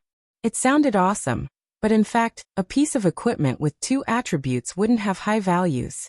The magic sword that Drifting had seen didn't have the same physical attack as a one-handed sword, and its spell damage wasn't as good as a staff. Apart from its cool appearance, Drifting didn't think that there was any meaning in the existence of magic swords. Gu Fei's looked more prominent, but if it was a magic sword, it wouldn't be able to escape this setting. That was why Drifting took out the gold use staff to trade with Gu Fei. Players always valued weapons the most. From Drifting's perspective, he felt that this staff was more important to Gu Fei than the pair of shoes. If it were him, he definitely wouldn't reject it. Unfortunately, Gu Fei wasn't him. After hearing Drifting's suggestion, he was slightly startled and quickly replied, "No need." The use staff was indeed very tempting, but unfortunately, It had encountered the Night Streamer and Gu Fei. From a weapon point of view, the Night Streak sword fit all of Drifting's speculations. Unfortunately, the Night Streak sword was a tier 70 weapon. Even though it was weaker than other weapons of the same tier, the purple staff, which had just reached the threshold of tier 40, was nothing in front of it. From Gu Fei's perspective, he loved swords more than staffs, so he wouldn't trade a sword for a staff. That's right. In Gu Fei's eyes it wasn't a staff, but a staff. Moreover, it had almost no physical damage. Trash. That was Gu Fei's thought, and it was enough to break Drifting's heart. However, it seemed that Drifting was prepared for Gu Fei's rejection. He wasn't too surprised. After saying, "It's a pity," he put away the staff. They chatted casually for a while, and the right-handed archer asked Gu Fei in detail about the wanted mission. Obviously, as an archer, he and Yutian Shiming were very interested in the wind-chasing boots. At this time, Gu Fei received a message. He thought that Yutian Shiming had come to help him again, but when he opened it, he saw that it was Luo Luo. "Master, come and level up." So early? Gu Fei was surprised. It was 1 hour earlier than yesterday. The little girls can't wait to admire the hero's heroic bearing, Luo Luo said. "Coming," replied Gu Fei. He stood up and said goodbye to Drifting and the other two. "Level up." Drifting raised his eyebrows. "Let's go together?" "Ah, I have a team," said Gu Fei. "It's fine even if we three join, right?" asked Drifting. So Gu Fei sent a message to Luo Luo. "Is he handsome?" asked Luo Luo. Not bad." Gu Fei glanced at Drifting. Clothes make the man. Drifting's outfit was very handsome, especially the staff in his hand. It was like a burning flame, looking very cool. "There are two more," Gu Fei introduced. Left hand writing love and right hand writing handsome were whispering to each other. After a chill, he couldn't help but gossip. "He looks like a brokeback." "Ah, really?" asked Luo Luo. "I think so," said Gu Fei. "Come on, tell them to come immediately." Luolua's message was full of determination. Gu Fei was confused, then he called the other three to go. On the way, Drifting and Gu Fei walked side by side. As sorcerers, it was inevitable for them to exchange some of their experiences. For example, Drifting asked, "When you were fighting with those people in the tavern, you seem to have added agility, right?" Gu Fei nodded. "Yes, Quan Min, what?" Drifting thought he heard wrong. Quan Min. Drifting spat out a mouthful of blood. After a while he said, "It seems that you are a die-hard fan of kiting." Apart from that, Drifting couldn't think of what it meant for a sorcerer to add Quan Min. Gu Fei said, "I don't know how to play. I added it randomly." Drifting spat out another mouthful of blood. Like a reborn amethyst girl comforting Gu Fei, he said, "You'll be fine when you reach level 40. You can reset and add again." Gu Fei smiled and didn't say anything.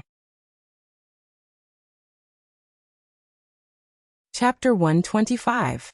Bringing the three new acquaintances to the east gate of Cloud City, he could already see the large number of girls in front of the East Gate Tavern. After a few steps, Left Hand Right Love also noticed them. He pointed at them and said, "Damn, what a bunch of chicks." "What kind of lame phrase is that?" Gu Fei mumbled, but couldn't help but look at Love Left Hand again. Logically speaking, a gay man shouldn't be looking at a group of girls like this. It's more likely that he would sigh and say that the Han family young master is the best in the world. Could it be that I've made a mistake? Love Left Hand and Handsome Right Hand are innocent? Glancing back, he saw the two whispering to each other. No matter what, if he couldn't find an ambiguous relationship between the two, he wouldn't be able to explain himself. As he walked closer to the group of girls, Gu Fei was startled. There were familiar faces. "Lower Willow, you're here too." Gu Fei greeted Miss Lower Willow. Ever since she joined Cloud City and was introduced into Amethyst by Gu Fei, the two hadn't seen each other since. At most, they would occasionally greet each other saying, "You there?" "Yeah, I'm here," and other nonsense. Gu Fei glanced at the member list of Amethyst in his free time and found that the girl's level was rising very quickly. As expected of someone from Moonlit Night City, she knew that strength was the most important thing. She was originally only level 20, but now she was a high-level character in Amethyst. Even Gu Fei, who was also level 39, suspected that she was a bit higher than him. Her body was still as thin as ever. On a man's body, it would be a piece of rib, but on a woman, it was the so-called bony beauty. She smiled. I heard that you're bringing a party to level, so of course I want to follow you. Gu Fei laughed. What party? It's just hard work. Wasn't that so? Yesterday at the level 50 training area, Gu Fei had to do everything meticulously from luring monsters to commanding the last hit. In between, he also had to deal with Lualua's healing spells. Other than the free fruits, Gu Fei didn't find any other benefits. Drifting and the other two were dumbfounded. He had heard that Gu Fei was going to train with a party, but he hadn't expected the party to be made up entirely of girls. This kid is too capable, isn't he? The three of them secretly gave him a thumbs up. He's a talent. Gu Fei didn't forget about the three of them. He pulled them over and introduced them to the girls. Drifting, Love on his left hand and Handsome on his right. The #1 mage in the parallel world. He was one of the 5 great heroes of the ranking list. Drifting was still puffing out his chest, waiting to scream. In the end, the gazes of all the girls simply bypassed him and landed on Right Love on left and Right Handsome on right. They praised in unison. Wow, their names are so cute. At this moment, the 4 men were like inexperienced youths, completely confused. Drifting waited for a long time, but the girls didn't ask him any questions. His left hand wrote love, and his right hand wrote handsome. But the girls had already flirted with him 100 times. Gu Fei pulled Luoluo aside and asked, "What's cute?" "What do you mean?" Luoluo explained, "Look cute. Below the word grass, there is a day and a month. The sun and the moon represent yin and yang, which is a man and a woman. So cute is a man and a woman under the grass." "What's that?" "Adultery, of course. So it's understood as adultery. It means that their names tell you there's adultery." "So knowledgeable," Gu Fei exclaimed. After living for more than 20 years, he finally knew that the word cute was a pictogram. "You 3 join the party." Luoluo invited the 3 of them. The 3 hurriedly joined the party. Drifting, the #1 wizard in the parallel world, and one of the top 5 heroes in the ranking board, was definitely not a simple character. However, in front of the girl who had been reborn as the purple crystal, he was bewildered like a mentally retarded child. How could he have the demeanor of a master? The power of a pure girl group was indeed worthy of its reputation. The party set off fiercely. Gu Fei saw that the girl who interviewed him yesterday had gone to left hand and asked, "Do you mind if I ask a few questions?" On Drifting's side, it was actually Ice Glaze who took the initiative to greet him. "Excuse me, are you the one on the mage ranking list?" "Yes, I am." Drifting was so happy that he cried. "Oh my god. Someone finally recognized me." In an instant, Drifting's demeanor as a master came back, and the scorching light of the staff in his hand lit up again. "How did you level up so fast?" Ice Glaze asked. Gu Fei heard that the question wasn't difficult, but it wasn't easy either. Anyway, it was enough for him to talk about it all the way. Drifting, you fell for him with one sentence. Where was your courage when you burned 5 people in the tavern? But Gu Fei shouldn't be too proud. He was also being targeted. Luoluo threw a healing spell at him and shouted, "Join the party. What are you thinking about?" They were already out of the city, but Gu Fei still didn't respond to Luoluo's invitation. At this time, Underwillow walked up to Gu Fei. "It's so hard to see you. Really? You don't participate in guild activities?" asked Underwillow. Basically," said Gu Fei. "Why?" asked Underwillow. "I'm not used to it." "It's all girls," said Gu Fei. "What's wrong with that?" Underwillow looked at Gu Fei strangely. Playing with so many beautiful girls is a chance that many people can't wait for. "I'm used to training alone," said Gu Fei. He had been saying this phrase for the past few days, and he felt that it was very pale. Underwillow didn't ask any more, and changed the topic. "By the way, I saw the savior of cowards yesterday." "Huh? He came to Cloud City?" "He didn't contact me." Gu Fei opened his friend list and glanced at it. "He wasn't online." "You weren't online at that time," said Underwillow. "Oh." Gu Fei was relieved. savior of cowards. Ever since Gu Fei left Cloud City, he kept in contact with him. This was because Gu Fei had promised to teach him Mantis Fist. There were many schools of Mantis Fist. The savior of cowards' decent moves belonged to the seven-sided Mantis Fist, and Gu Fei himself had studied the six-sided Mantis Fist.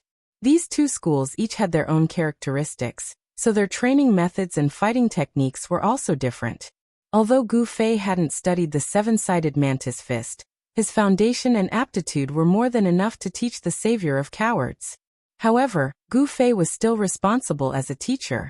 He specially went to Xinhua bookstore to buy a public version of the seven-sided Mantis Fist manual and read it carefully. He organized and added some VIP content that wasn't covered in these books and then sent it to the savior of cowards. After the savior of cowards received it, he didn't go online for a few days. Later, when he showed up, he told Gu Fei that he was practicing hard at home. Gu Fei really appreciated this attitude. It fully showed that the savior of cowards was indeed a fan. He immediately suggested that the savior of cowards come to Cloud City, so it would be convenient to teach him face to face. However, at that time, the savior of cowards was addicted to practicing fist techniques in reality. He didn't want to waste the more than 3 hours of travel time from Moonlit Night City to Cloud City, so this matter was temporarily postponed. At this time, hearing from Underwillow that this guy had already arrived in Cloud City, it seemed that he encountered something that he couldn't understand and had to ask him face to face. "It sounds like he's looking for you," continued Underwillow. "Yeah, I know." Gu Fei nodded. "What's the matter?" asked Underwillow. "Are all girls so gossipy?" laughed Gu Fei. Underwillow was embarrassed. He blushed and said, "I'm just curious." It wasn't a secret, so Gu Fei naturally didn't hide it. "Come over and exchange kung fu with me."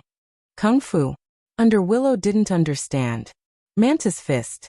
Gu Fei made a gesture with both of his hands. He looked at Underwillow again, and saw that he was looking at an idiot. Sigh, this look was too familiar. Gu Fei sighed and said, "You might not believe me when I say this, but I know kung fu." "Oh, no wonder you're so strong." Underwillow had a face of realization. "You believed it so easily?" Gu Fei was surprised. "You're so good at PK.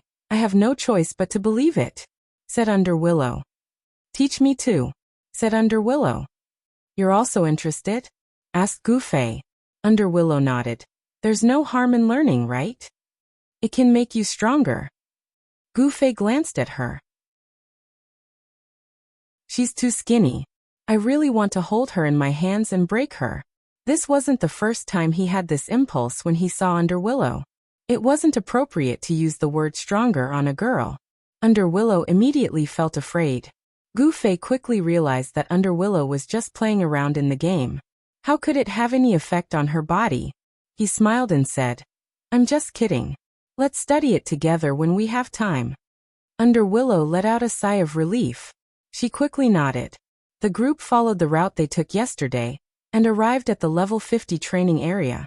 Although the main city was different, the monsters in the training area were similar. Drifting glanced around, and immediately saw that it was a level 50 training area. He was startled. Level 50? Fighting monsters with higher levels? Amethyst's girls had already been appraised by Drifting. In his eyes, their levels and equipment were quite pitiful. They definitely didn't have the ability to fight monsters with higher levels. As for that Qianli drunk, although he didn't know what that sword was, he was a mage with full agility. How much damage could he expect from him? Just as he was at a loss, Gu Fei came over with a smile and said to him, "Number 1 mage. You can't even fight a monster that's 10 levels higher than you?" Drifting understood. They came because they saw that he was here, so they specially came to fight monsters that were higher levels than him. These people didn't say it out loud, but it seemed like they really recognized his strength. Drifting couldn't help but feel a little proud. In fact, Drifting wasn't a vain person. It was just that this group of people ignored him, a top player, which he had never seen before. It made him feel a little empty. When a person felt empty, they needed to fantasize. Drifting imagined the reason why this group of people came to fight monsters that were higher levels than him. He fantasized along the way and felt that he was really awesome. He patted his chest and said, "I'm here. Just wait and see." Chapter 126. The high-spirited Drifting began to take charge. After observing the surroundings and the spawn positions of the monsters, he ordered Right Love in left hand and Right Handsome in right hand to lure the monsters while he arranged the girls' positions. It was good that the girls knew their limits. Knowing that they weren't strong enough, they obeyed the instructions of an expert. They didn't show off, ask questions, or object. They were all well-behaved. Besides, Lualua was also skillful. She often used healing spells to touch Gu Fei's body. Gu Fei looked at Lualua expressionlessly. Lualua looked back at Gu Fei meaningfully. In the blue sky, a group of otherworldly creatures flew south. Everyone! Drifting shouted. Gu Fei was anxious. How could Drifting forget his friends when he was in love? He only arranged for the girls and didn't give him anything to do. He quickly flew over and stood in front of him. Brother Drifting, what about me? Where should I stand? Although Gu Fei liked to stab the monsters with his sword, he obviously couldn't do that in the sorcerer's training group. Since that was the case, he could only stand there like the girls and throw fire wheels from time to time. Drifting glanced at Gu Fei. Qianli, you can move so fast. Why do you need to stand there? The monsters can't catch you. Oh, you should go lure the monsters too. The more people lure the monsters, the faster the killing will be. Drifting smiled. Okay. Gu Fei nodded. It wasn't Gu Fei's personality to be afraid of the strong. Moreover, luring monsters was more interesting than standing there and throwing spells. Although Gu Fei had been diligently practicing his spells as if they were hidden weapons, there was clearly no such thing as a heavenly fire wheel hidden weapon with such a large area of effect. Thus, Gu Fei wasn't too interested in a few area of effect spells, which was the exact opposite of what an ordinary mage would think. With that, everything was arranged properly. Gu Fei and Wuxia were in charge of luring the monsters to the east, while left-hand Love and right-hand Handsome were in charge of luring the monsters to the south. Amethyst Chanu stood in 2 rows in the northwest, while Drifting stood at the top of the formation. Let's start, Drifting said. The 4 of them began to move towards their respective targets. Their techniques were all different. Right Love with left hand and Right Handsome with right hand were very skilled at luring monsters. The cooperation between the two was even more intimate. One look and you could tell that they were born to do this. Not long after, they had finished dealing with the monsters in the south and pulled the train back. On the other hand, Gu Fei and Wuxia's side were a stark contrast. There was no cooperation between the two of them at all. Moreover, this lady Wuxia seemed to have never been in a mage guild before. Her skill in luring monsters was extremely crude.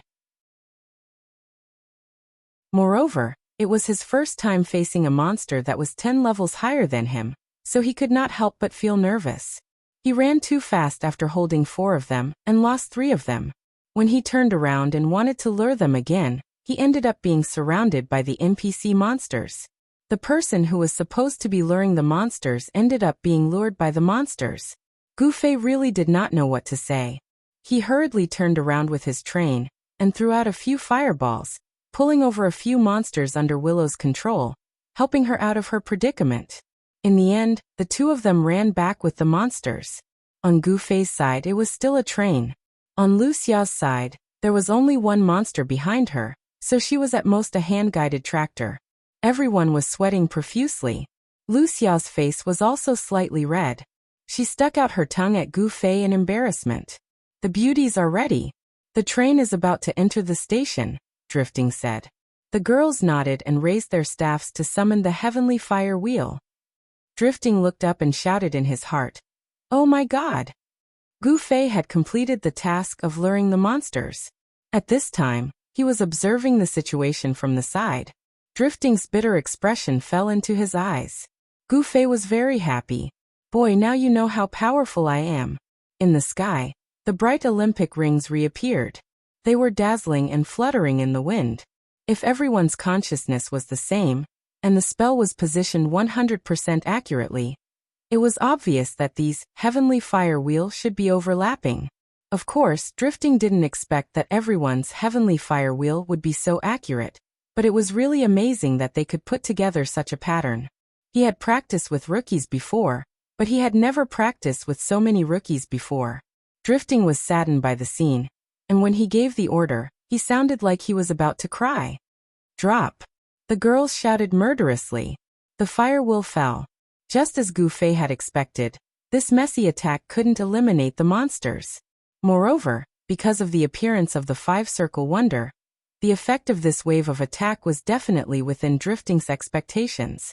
Gu Fei had spells that could deal damage beyond his level, and he had good eyesight and accurate techniques from 20 years of practicing hidden weapons.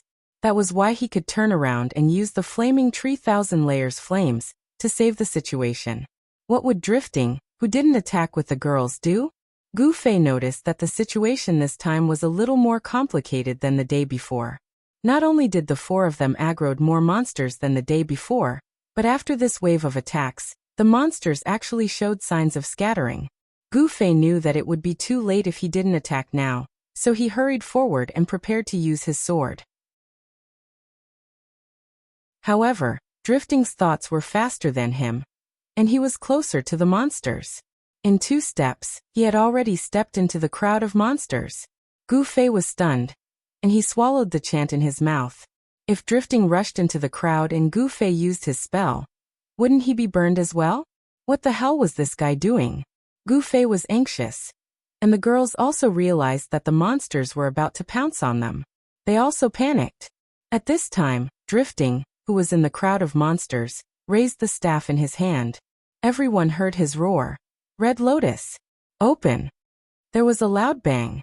This was the sound effect that could only be heard when a majestic fire was burning in the game. Flaming tongues blossomed around him like flower petals, and layers of waves rolled out one after another.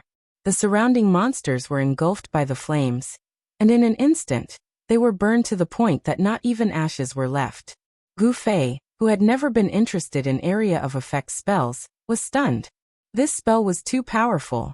But what was more awesome was that Drifting's attacks in the parallel world not only didn't protect his teammates, but also himself. In other words, if you threw the heavenly fire wheel on top of your head, you would also suffer when it fell.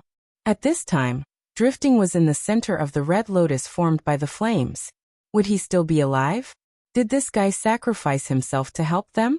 While Gu Fei was in a trance, the group of monsters had all been swept away, and the flames also disappeared. Drifting stood where he was. His robe, which had been blown up by the flames, slowly fell down, and the dazzling red light of the staff in his hand gradually faded away. Everyone was stunned for half a minute. Right Love in left hand and Right Handsome in right hand looked at each other, and a proud expression appeared on their faces. The girls finally reacted. They exclaimed in unison, "Wow, so beautiful!" Drifting was stunned, and he looked lonely. Gu Fei couldn't help but sigh with sympathy. As a master, he often felt lonely because he didn't know how to appreciate beauty, especially in front of these girls. Drifting, just accept your fate. What kind of spell is that? The girls surrounded Drifting and asked him all kinds of questions. It's a skill on the staff, Drifting answered casually. Being surrounded by people to be admired was what he had expected, but it didn't happen, which made him a little disappointed. Now that he was finally compensated, Drifting was a little absent-minded. He was surrounded by the girls, but he looked out and looked at Gu Fei, who was outside the circle. Gu Fei leaned on his sword with one hand and gave Drifting a thumbs up with the other. Drifting smiled and nodded to show his response. The leveling continued. Drifting's solution to the girls' 5-ring heavenly fire wheels was exactly the same as Yutian Shinming's solution. Draw a circle. Casting a spell at a fixed spot, of course, no one would miss it. For the girls, the problem was solved, but for the person in charge of luring the monsters, it was much more difficult. Also, because there were 2 groups of people luring the monsters, it was really a headache for everyone to get to the circle at the same time. Right Love with left hand and Right Handsome with right hand were now displaying the aura of an expert. He said to Gu Fei and Wuxia in a very caring tone, "You guys just focus on what you're doing, we'll coordinate with your rhythm." "Thanks," said Gu Fei. Luring monsters was more important than Kung Fu. In this aspect, Gu Fei was just like an ordinary person. He didn't have any advantages. The leveling resumed. Gu Fei and Wuxia focused on luring the monsters. On the other side, Right love in left hand and right handsome in right hand observed Gu Fei's situation while skillfully luring the monsters. They took a stroll and finally arrived at the same time as Gu Fei's group. Under Drifting's command, several mages' heavenly fire wheels smashed onto the monsters in the circle. Drifting, like Gu Fei, chose to use flaming 3,000 layers flames. Drifting could instantly kill people with area of effect spells in the tavern. He didn't need to trade such a powerful purple staff. From these aspects, it could be seen that Drifting's magic damage was definitely at an insane level. After the girls' heavenly fire wheels and Drifting's flaming 3,000 layers flames, the monsters were instantly killed. Everyone cheered. With this, the leveling could finally proceed smoothly. Qianli, you won't have any fruits to eat today, a girl said to Gu Fei mischievously. I'll get tired of eating them all the time, Gu Fei said. It's okay. I'll give you a healing spell. Luoluo cast a healing spell. Gu Fei looked at Luoluo expressionlessly. Luoluo looked at Gu Fei meaningfully. In the clear blue sky, a group of otherworld creatures flew south. After that, their leveling was smooth. At most, Drifting performed Falling Clothes and Red Lotus a few times in front of the girls' passionate expectations. Drifting didn't say much about the specific details of this skill. Although the girls had a burning soul for gossip, they still had the qualities of an MMORPG player. Seeing that Drifting wanted to keep it a secret, they didn't ask anymore. However, after seeing Drifting perform it a few times, they more or less realized something. At least, this skill wasn't cast at a fixed location. Like Resistance Ring of Fire, it was cast from the character as the center. No wonder Drifting was in the center of the skill, but nothing happened. Apart from that, from the first time he used it, it could be seen that the damage of this skill was extremely high. Perhaps it was a piece of equipment that was above level, just like the Dark Streak sword. Gu Fei guessed.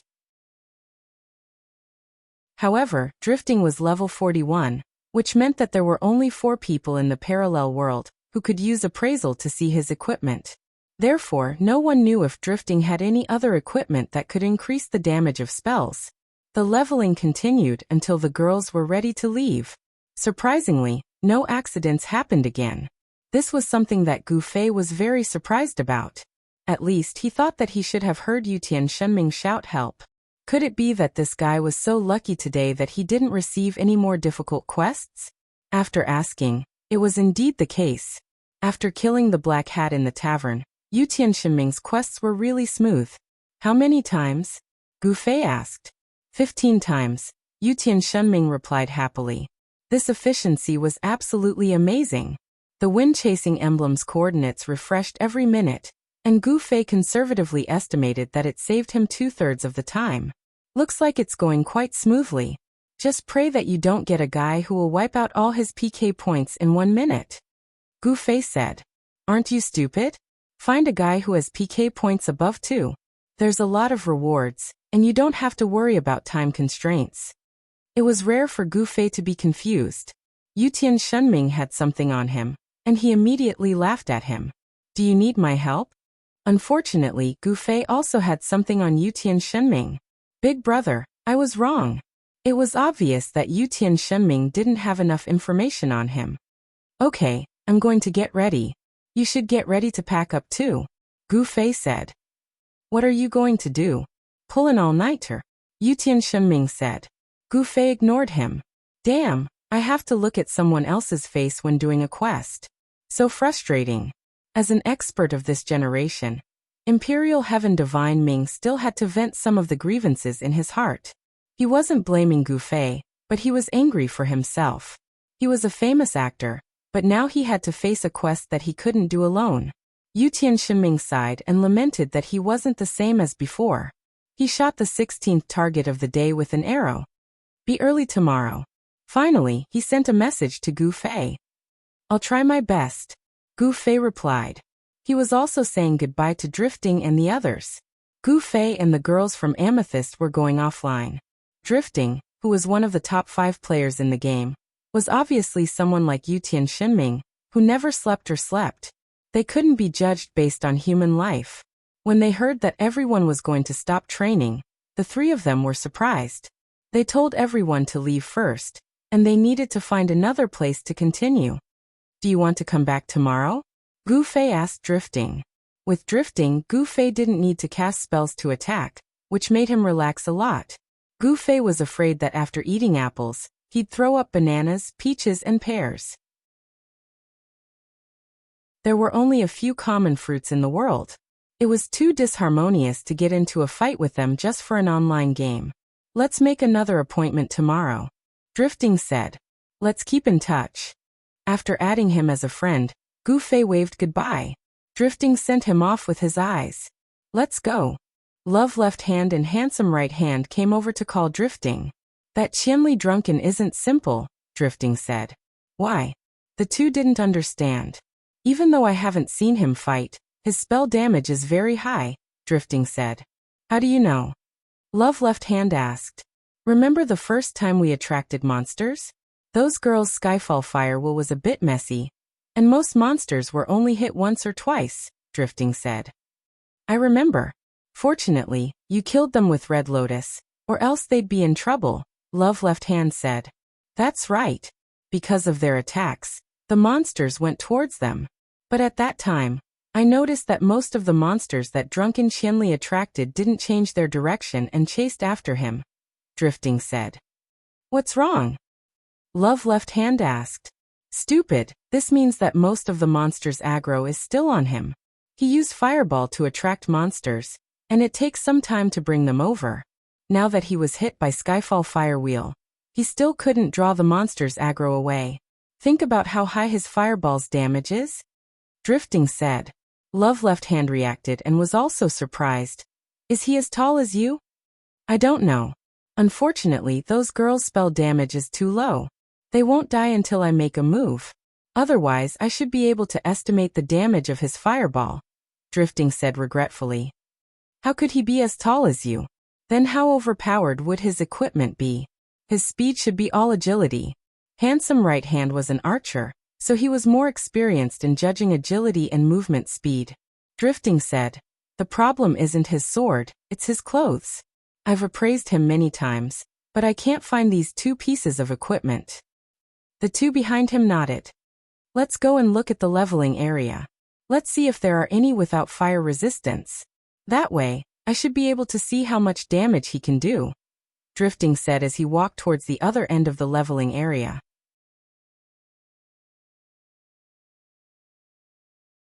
Chapter 127. Gu Fei and the others returned to Cloud City, and were about to say goodbye at the entrance of the East Gate Tavern, but someone suggested that they should go to the tavern and have a drink or two. I have to go down first, Lower Willow said to everyone. She looked very tired. For a person with ordinary equipment and skills like her, luring monsters that were 10 levels higher than her was very difficult. But this girl once again showed her tough attitude when facing the vast wilderness in Moonlit Night City. She didn't complain about it. Even if she could only drag back one monster with her tractor, she didn't give up. Now that she returned to the city, her tired face immediately showed. She turned around and was about to leave, her body swaying. Can you do it or not? Gu Fei shouted from behind her. The girls also came over to help her up. With Lower Willow's thin body, walking like this without being able to touch the shore, it was hard to describe how miserable she looked. I'm fine. Lower Willow waved her hand. I don't need anyone to help me. As soon as she finished speaking, her body suddenly tilted to the right and she staggered. Amidst the screams of the girls, Lower Willow used her right hand to support herself, and turned around with a smile. I'll hold the wall. She pushed against the wall, and just as she stood up straight, she didn't know if she used too much strength, but her body floated to the left again. There was no wall to hold on to the left. Lower Willow was about to fall, but Gu Fei was one step ahead of her and supported her. The girls quickly gathered around and asked what happened to Lower Willow in panic. Nothing, I'm just a little tired, Lower Willow said. I also have to go down, I'll help you to the safe area, Gu Fei said. Lower Willow estimated that if she continued to struggle, she would only be a corpse on the street, so she could only nod and say, okay. Let's go. Gu Fei said goodbye to the girls. Be careful, Luoluo said while casting a recovery spell on Gu Fei. MLGB. Gu Fei thought to himself. It was an expression of helplessness. Supporting Wuxia on the way, Gu Fei did not have much trouble. Although the sorcerer's power was weak, Wuxia's body was really not that strong. But as luck would have it, the interception that Gu Fei had been looking forward to day and night had suddenly come knocking on his door. After crossing 2 streets, the offline area was right in front of him. However, Gu Fei unexpectedly bumped into a group of people. The Black Hat and his 6 brothers. Both parties were startled when they saw each other. One of them suddenly shouted, "It's him!" With a whoosh, the 7 of them spread out. The archer and mage stayed in the distance. The paladin started buffing himself. The thief instantly went into stealth. And the warrior and grandmaster of combat prepared to close in.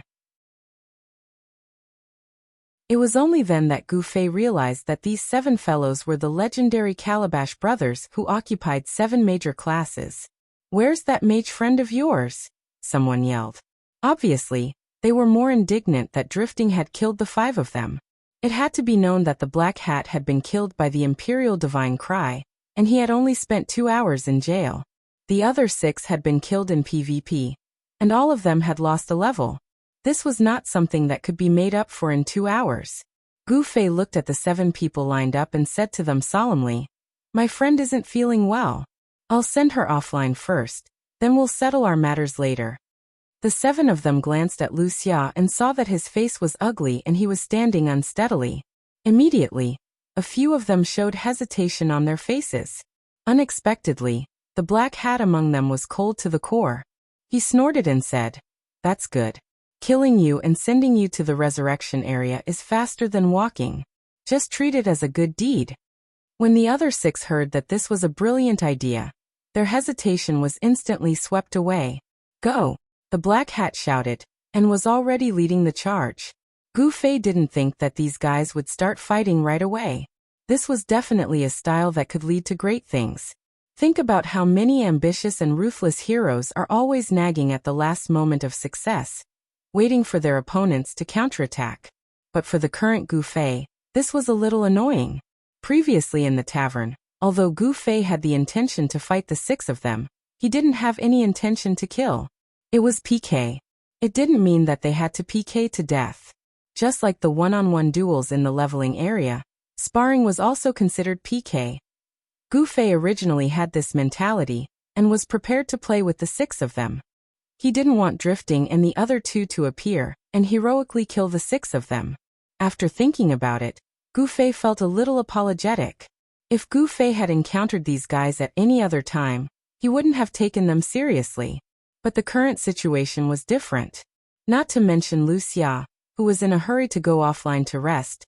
The archer and the grandmaster of combat, who were charging towards Wuxia from afar, had launched an attack the moment they appeared. Gu Fei didn't want to be killed like this, and he didn't want Wuxia to be implicated for no reason. He quickly pulled her to the side to dodge. It was one thing for Gu Fei to help Wuxia walk, but it wasn't fast enough to help her dodge the attack. The archer's arrow was dodged, but the grandmaster of combat's fist scraped the side of Wuxia's body. Wuxia felt the pain, but didn't make a sound. She told Gu Fei, "Don't worry about me."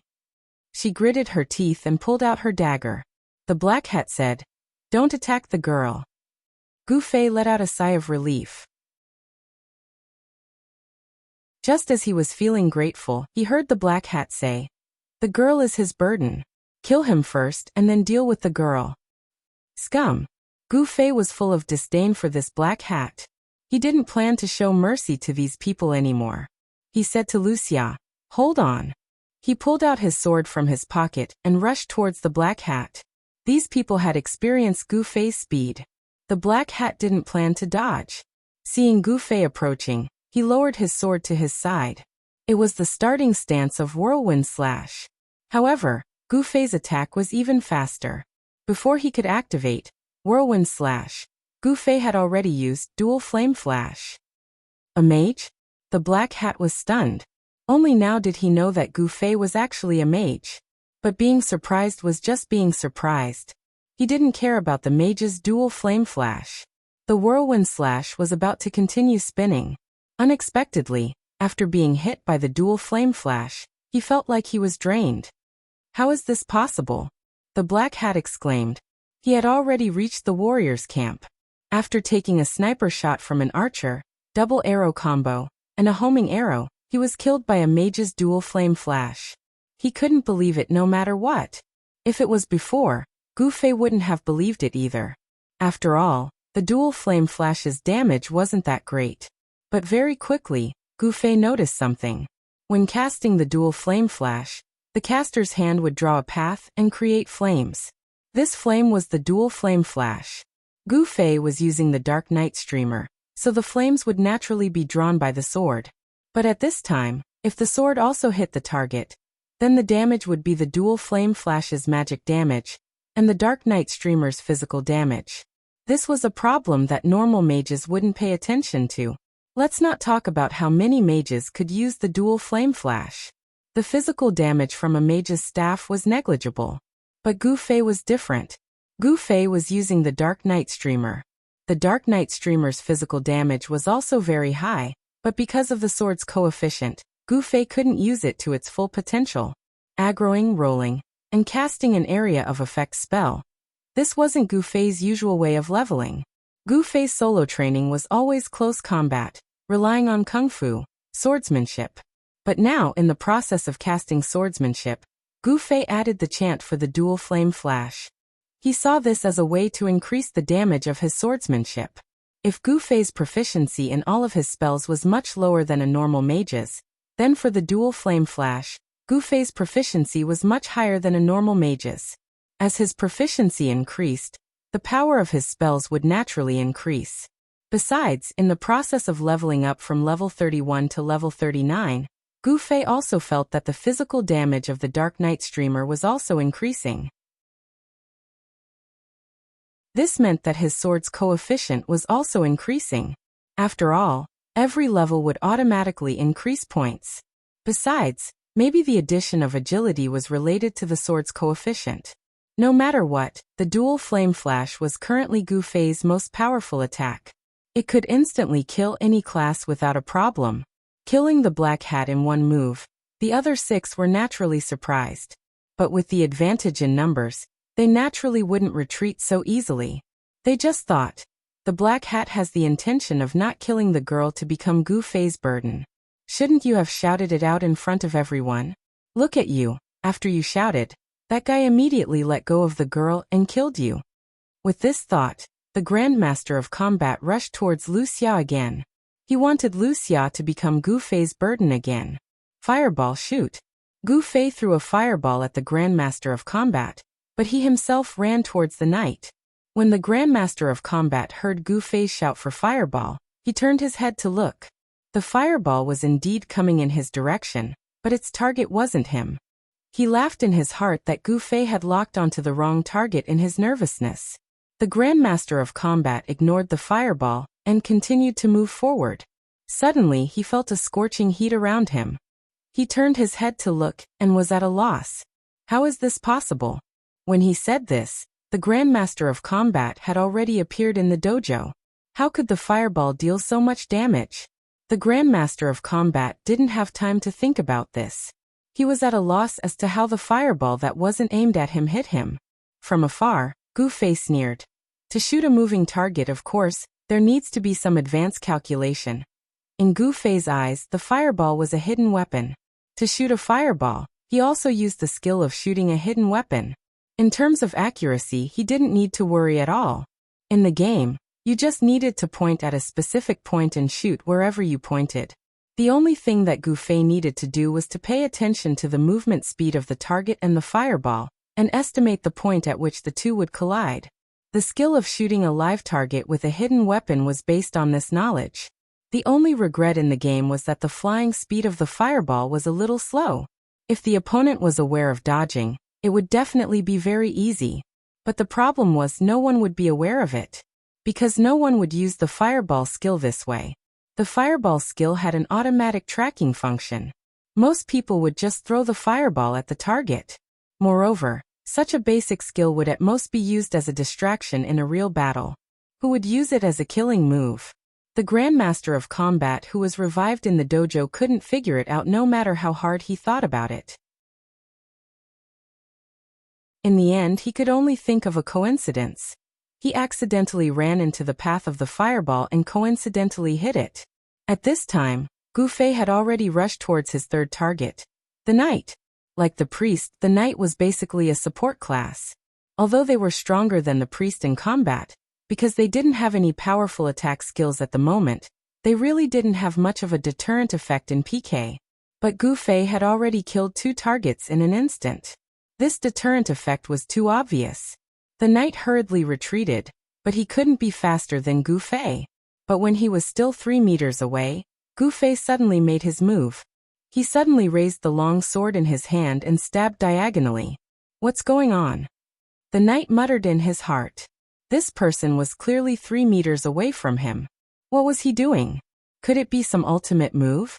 The knight's heart palpitated, thinking that he was going to be killed in an instant.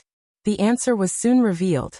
Also 3 meters away from the knight, the rogue's figure appeared in the direction where Gu Fei's sword was stabbing diagonally. How is this possible? The rogue finally said this on the spot. There were many people in the tavern. He might have accidentally touched a table or a bench or something and been discovered by this guy. At this moment, the surroundings were empty. Where did he expose himself? Gu Fei didn't give him too much time to think. He took 2 steps forward and closed in. Resistance ring of fire go. The ring of fire spun out and retracted. The rogue, who was forced to come into contact with the ring of fire, completely disappeared. Originally, using dual flame flash would have been easier and faster, but Gu Fei's actions were too fast. At this moment, dual flame flash's cooldown was still up. In the blink of an eye, he had killed 3 people. Seeing that the next target was him, the knight was already prepared to give up. Unexpectedly, Gu Fei's sword turned and pointed at the mage and archer who were attacking from a distance. Flaming 3,000 flames go. Gu Fei chanted. The archer and mage's first attack didn't hit, but in an instant, 3 people had already been killed. At this moment, they were knocking arrows and waving their staffs, but unexpectedly, Gu Fei suddenly pointed his spear at them. The mage still wanted to chant, but in the end he was a word slower than Gu Fei. As soon as they heard Gu Fei finish singing, the 2 immediately jumped up and ran backwards as if their feet were on fire. Flaming 3,000 flames was a flame that ignited on the ground. When jumping up, the damage received would be lower. This was only a legend and no one had ever confirmed it. However, Gu Fei didn't care about them anymore. In a big stride, he dashed to Underwillow's side. Underwillow was swaying, and just as he was about to support himself against the wall, Gu Fei grabbed him first. Fuck, it's a lie. He didn't use any spells. The archer and sorcerer ran a few steps back and looked back. The street that should have been raging with flames was peaceful, and Gu Fei had already helped the woman away. The 2 of them knocked arrows and chanted. Just as they were about to attack, they suddenly felt heat under their feet. Countless flames suddenly leaped up. It was the flaming 3,000 flames. How is this possible? The 2 of them cried out in shock as they flew towards the resurrection point. I already said it. Attacking a moving target, how can it not be calculated beforehand? Gu Fei mumbled as he supported Underwillow. How is it? It's nothing. Kung Fu is really powerful. I want to learn. Underwillow said. There's a chance. Gu Fei smiled, and turned his gaze towards the 2 remaining people. The paladin and the priest. The 2 of them trembled, and each took a step back. We're in a hurry, we'll be leaving first. Gu Fei nodded at the 2 of them, and supported Underwillow as they walked away. Their figures finally disappeared around the corner of the street. How is this possible? The paladin and the priest looked at each other, and only then did they react. Are we not going to kill those 2? Underwillow asked Gu Fei. No. Gu Fei nodded. The 2 of them didn't make a move either. Oh, Underwillow replied, but this obviously shouldn't be the reason, because no matter what time of PK, the paladin and the priest wouldn't make a move. Underwillow's gaze was filled with doubt. Actually we're going to the priest academy to go offline. After we kill him, he'll revive there, and we'll meet him again on the road, and he'll stop us again. Gu Fei said. You're afraid of being stopped by the priest? Underwillow was surprised. Okay. I admit it. Gu Fei had no choice, and whispered into Underwillow's ear. I can't do it anymore. Have a good rest. When they reached the safe zone, Gu Fei reminded Underwillow, and the two of them went offline. They would come back the next day. When they logged on, Yutian Shinming cried, "You're finally here, big bro. I've been waiting for so long that my heart is broken." Gu Fei waved his hand. "Go and accept the quest." "Got it." Yutian Shinming happily accepted the quest. Gu Fei stretched his body and looked at his friends list. Drifting, who he had just met, was indeed a strong player in the online gaming world. Gu Fei couldn't figure out when such a talent wasn't online. Gu Fei greeted him and asked if they were going to train together today. "It's starting now? It's earlier than yesterday." Drifting was surprised. As an experienced player, he could tell that Gu Fei and Luoluo belonged to a team that trained regularly. This kind of team trained on time every day, and they were the legendary office workers in the game. Not yet. Gu Fei saw that Luoluo, Underwillow, and Ice Glaze weren't in his friends list, so he replied, "Around 7 o'clock, are you coming?" "Of course, I found a good place, and it's definitely more efficient to train there," Drifting said. As expected of an expert, Gu Fei was surprised.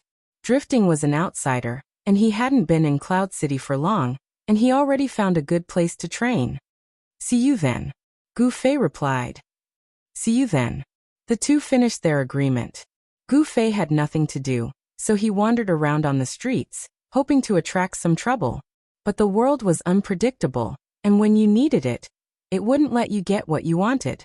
Gu Fei walked from East Street to West Street, from South Street to North Street, from First Trade Street to Fourth Trade Street. There were many people on the streets, but no one rushed over to stab Gu Fei. Gu Fei felt regretful. Just when he was bored and wanted to find a place to rest, Yutian Shinming sent him a message. "Help!" Yutian Shinming called. Gu Fei was overjoyed. With Yutian Shinming's call, there would be a battle. He quickly replied, "Where? Is the target male or female? How many people are around? Are they arrogant or evil?" Yutian Shinming replied, "Haven't seen anyone yet." "What's going on?" Gu Fei was stunned. "This person is crazy.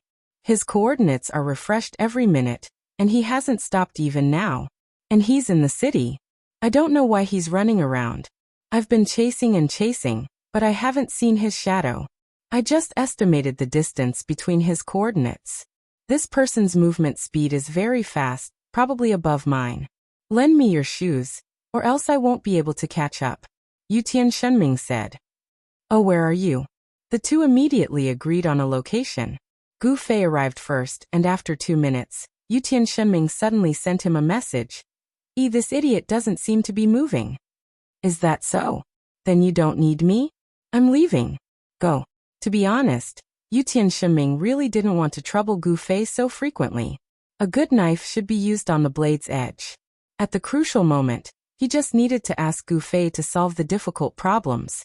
Unexpectedly, after another minute, the coordinates refreshed, and it was different from before.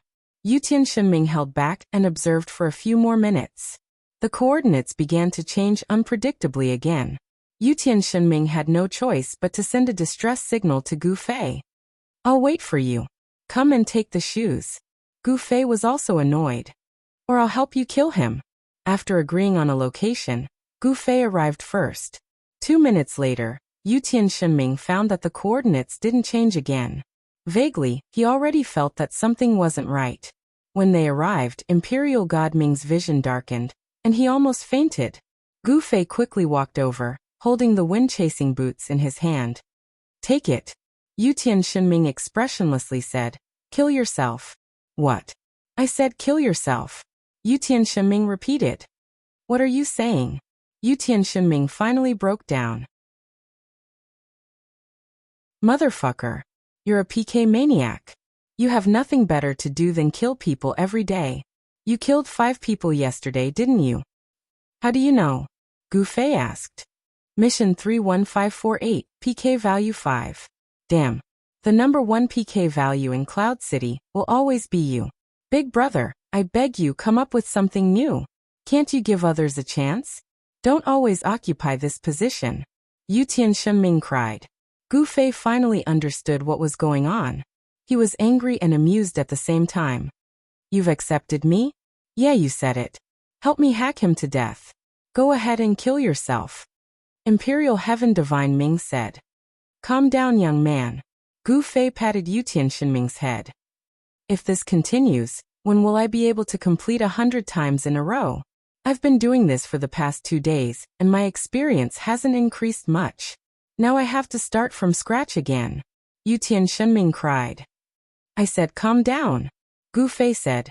When my PK value reaches 1, send me to jail. What? Yutian Shinming was shocked. He didn't think Gu Fei would be willing to make this sacrifice. Isn't it just 2 hours? It's a small matter. Gu Fei said magnanimously. Then it's settled. Gu Fei patted him. Give me the emblem. I'll get it to 1 now. Yutian Shinming passed the emblem to Gu Fei. Keep up and learn. Gu Fei said. 2 consecutive goals were easy. After completing them easily, Yutian Shinming looked at the time. Are you going to start leveling soon? Gu Fei looked at his friends' list. The names of the girls had lit up. Go. When you finish leveling, your PK value will be refreshed to 1. Yutian Shinming said. Gu Fei had helped them a lot. How could Yutian Shinming say, don't go leveling. Get it to 1 and I'll send you to jail? Not only was he embarrassed to say it, but he would also try to stop Gu Fei. At this time, of course, he wanted him to go leveling. Wait for me. Gu Fei also felt that he and Drifting had agreed to go together. It seemed a little inappropriate for him to suddenly not go. Wait. Yutian Shinming suddenly said. If that's the case, I'll be fine, right? I'll go with you. Oh, okay. Gu Fei nodded.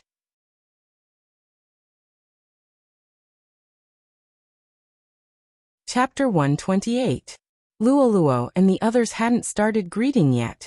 Gu Fei and Yutian Shinming weren't in a hurry, so they walked leisurely. This time, Gu Fei had definitely helped Yutian Shinming a lot. Yutian Shinming had a feeling of gratitude, but he didn't know how to express it. He spoke uncomfortably along the way. Relax, Yutian. Gu Fei tried to comfort him professionally. Yutian Shinming nodded. As they talked, they arrived at the entrance of the East Gate Tavern. Looking up, Luoluo, Drifting, and the others were already there. Seeing Gu Fei, they waved at him. Luoluo was surprised. You're so active today. It's not like you, Qianli, she said as she touched him with a recovery spell. Can you change it to something fresh? Gu Fei said. Anything else is too useless. Luoluo smiled and her eyes fell on Yutian Shinming. Little brother Yutian is here too. Then she used a recovery spell on Yutian Shinming. But the reaction here was quite different. Yutian Shinming looked like he was enjoying it. Yes, I'm here. Sister Luoluo. Gu Fei almost vomited. This kid was too self-deprecating. Which one of the 5 in the mercenary group wasn't older than him? This brat was as arrogant as ever, ignoring the issue of age. But in front of the girl, he pretended to be younger, and called himself a little brother. The way he called her sister was too fucking natural. Yutian. Drifting was surprised when he heard the name. Gu Fei introduced him. Yutian Shinming. Then he introduced to Yutian Shinming. Drifting, left hand writes love, right hand writes handsome. They looked at each other. Under normal circumstances, even if the 2 parties did not greet each other with a greeting, they would at least nod and smile. But at this time, Drifting and Yutian Shinming were looking up and down aggressively. The changing expressions on their faces were filled with endless love and hatred. Gu Fei just wanted to ask, do you know each other? But Yutian Shinming had already drawn his bow and arrow and jumped into the middle of the street. Drifting, let's have a showdown. Gu Fei and Luoluo stared blankly at the 2 of them. Drifting touched his forehead and smiled disapprovingly. You are indeed a child. Come on, it's still early. I'll treat everyone to a drink, Drifting said. What happened? Gu Fei and Luoluo asked as they followed Drifting into the pub. On the street, a gust of wind blew, and a dead leaf curled around the corner of Yutian Shinming's pants. Fuck. Yutian Shinming, who was ignored, cursed and rushed into the pub. The 5 people had already taken their seats. Yutian Shinming walked over with his bow, his face dark. Do you know each other? It was rare for Gu Fei to be on the same side as Luoluo, so he was curious and gossiping. Drifting nodded. We used to play a few games together, He wanted more. Looking at how the two of them were at daggers drawn when they saw each other, it was clear that they had played, but it was definitely not fun. Gu Fei thought so.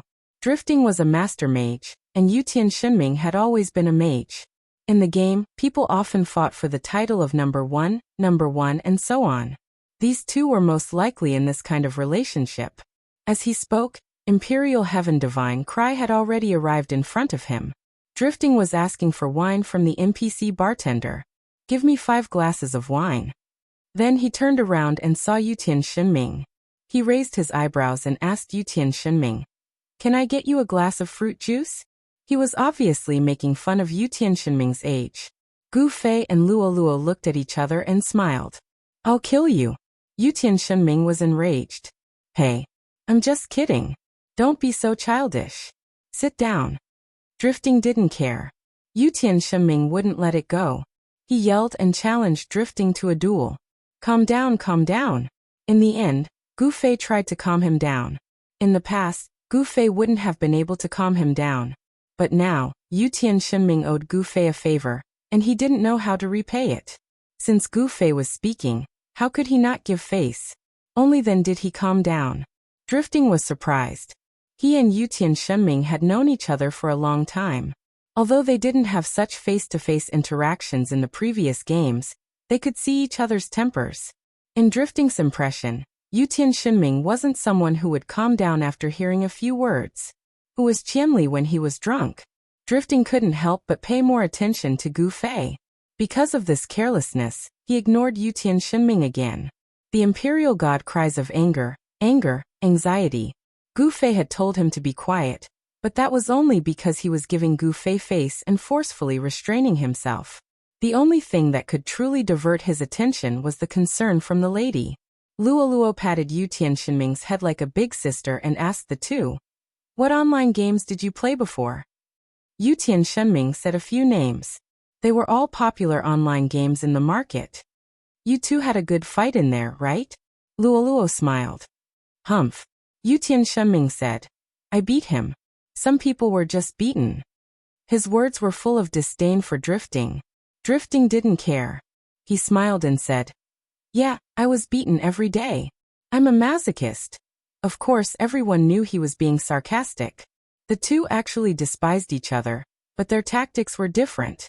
Yutian Shinming acted fiercely and actively, while Drifting used his opponent's strength to defeat him. Drifting's casual words made Yutian Shinming angrier and angrier. Obviously, he knew Yutian Shinming's temperament. What exactly was going on between the two of them? Gu Fei couldn't get any concrete information from their strange tone. He guessed that he would have to ask Brother Yu about this gossip. While the two of them were holding their wine glasses and continuing to sulk, the girls also came into the tavern one after another.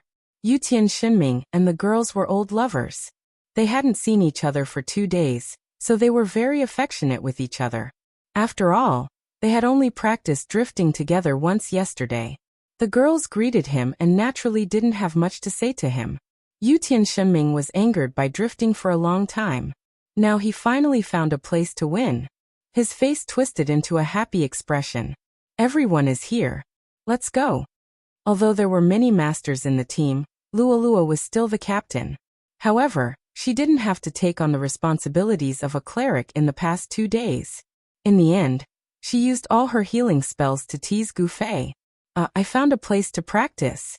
I think it's more suitable than the place we practiced yesterday," Drifting said when the team went out of the city gate. "Really? Then let's go take a look," Luo Luo said. The girls all cheered in unison.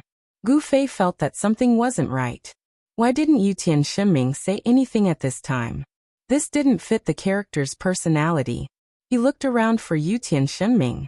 When he saw him, he was shocked. This guy purposely fell behind the team and was aiming at them. It didn't need to be said who his target was. In a flash, Gu Fei appeared in the line of fire he had prepared. Yutian Shinming immediately waved at him, indicating for him to move. Gu Fei didn't know whether to laugh or to be angry. He rushed in front of him and pressed down on his bow.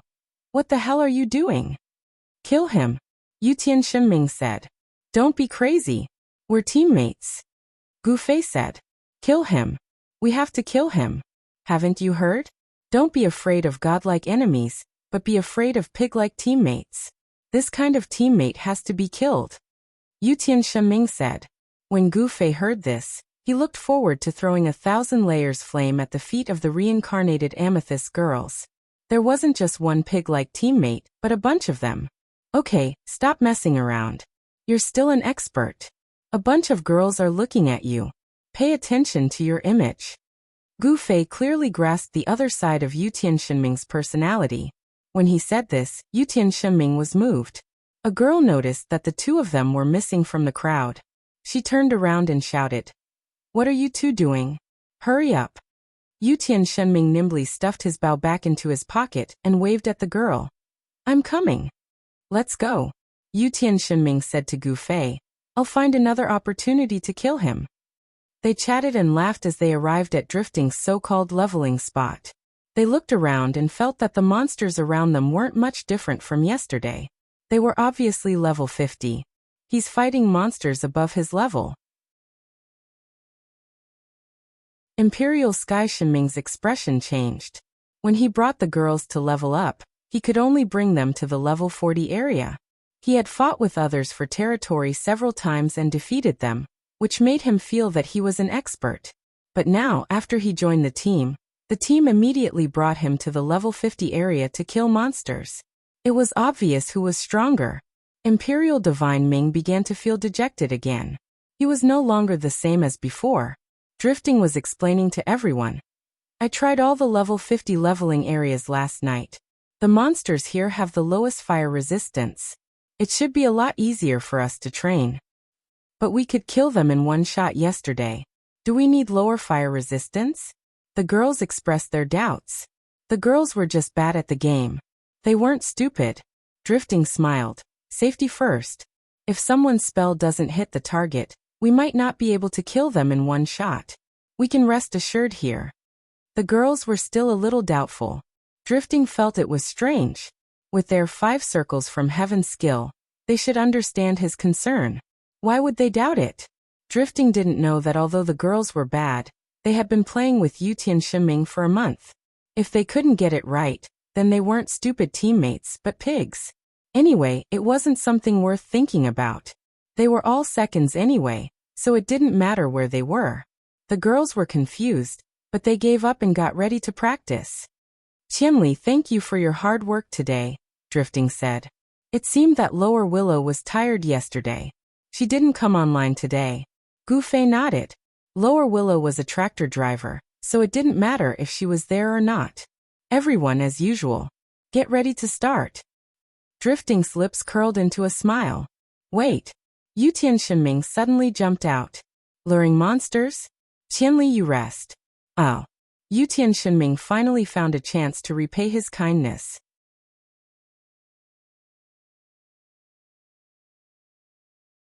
Chapter 129. Let me do it. Gu Fei was reluctant. Yutian Shenming's aggro-luring skills were great. If Yutian Shenming went up, what could he do? Wouldn't he have to follow the girls to cast spells? How boring would that be? How boring would that be? How unskillful would that be? However, Yutian Shenming was eager to repay his kindness, and insisted on coming. Gu Fei repeatedly said that he liked to aggro monsters and Yutian Shenming treated it as a courtesy. The two argued endlessly. Drifting was really nervous. Yesterday he spent the whole night studying the level 50 leveling areas in Cloud City. He tested from one corner to another, and finally found a place that could help him estimate Gu Fei's spell damage. However, Yutian Shenming appeared out of nowhere. How could he be depressed? You two stop arguing. Why don't you go and aggro them together? Drifting tried to smooth things over. As long as Gu Fei went to aggro the monsters, his goal would be achieved. This suggestion could be passed by anyone but Drifting. Yutian Shenming said angrily. What do you mean? I can't do it alone? Do you think I don't know how to play archer? Of course not, Drifting quickly said. He swore to God that Drifting didn't want to make fun of Yutian Shenming at all. Unfortunately, Yutian Shenming didn't understand. He angrily shouted at Gu Fei. Qianli, move aside. I'll aggro all the monsters here. Gu Fei had no choice but to retreat to the side and smile bitterly at Drifting. Drifting was so depressed that he wanted to vomit blood. He regretted coming out to smooth things over and provoking Yutian Shenming to be so resolute. Even a wise man would make a mistake. This was a situation like this. But then he thought about the long days ahead. Yutian Shenming wouldn't come with them every day, and there would be a time when he could see the damage of Gu Fei's spells. Drifting was relieved. He smiled and said, "Then let's begin." The new leveling spot was much easier than yesterday's. Even if Gu Fei and Drifting, who had super high magic attack, didn't make a move, the girls could easily kill the monsters. Sometimes, when they were lucky, they would all cast spells that dealt the most damage, and they would be instantly wiped out. Gu Fei threw a few waves into the circle and found it boring. He was simply a dispensable existence. Moreover, he had to eat fruits after every 4 waves. It was too annoying. While he was feeling depressed, Luoluo moved closer to Gu Fei. Gu Fei looked at her warily and asked, "What's up? Look at how nervous you are." Luoluo smiled and raised her hand to cast heal again. Gu Fei reached out and pressed her hand down. "Don't waste it. Use it where it's most needed." "You're holding my hand," said Luoluo. Gu Fei smiled and took his hand back. This didn't make him feel awkward. He had purposely pressed down on Luoluo's hand to prevent her from casting heal. What did it matter if a man or woman touched a woman's hand in the new era? Those who minded were guilty. Luoluo smiled faintly and was about to say something when she heard Gu Fei shout, "Who's over there?" "What?" Luoluo looked back but didn't see anything. "There's someone behind the tree," said Gu Fei as he walked in that direction. With his current existence, it didn't matter if he left the leveling team. Luoluo looked in the direction of Gu Fei's finger. There was only one tree a few hundred meters away. "Where's there?" Luoluo mumbled as she followed. Today, she also didn't have any sense of presence. Originally, luring monsters that were 10 levels higher was quite dangerous. Yesterday, it was all thanks to Luoluo's heal that Lower Willow took care of him. But today, the ones luring monsters were all experts. Moreover, they were all long-range attackers. Luoluo stared at them and didn't give her a chance to use her heal. She had nothing better to do and wanted to tease Gu Fei, but she was stopped. Sigh, it was all because of boredom. The two of them ran towards the tree one after the other.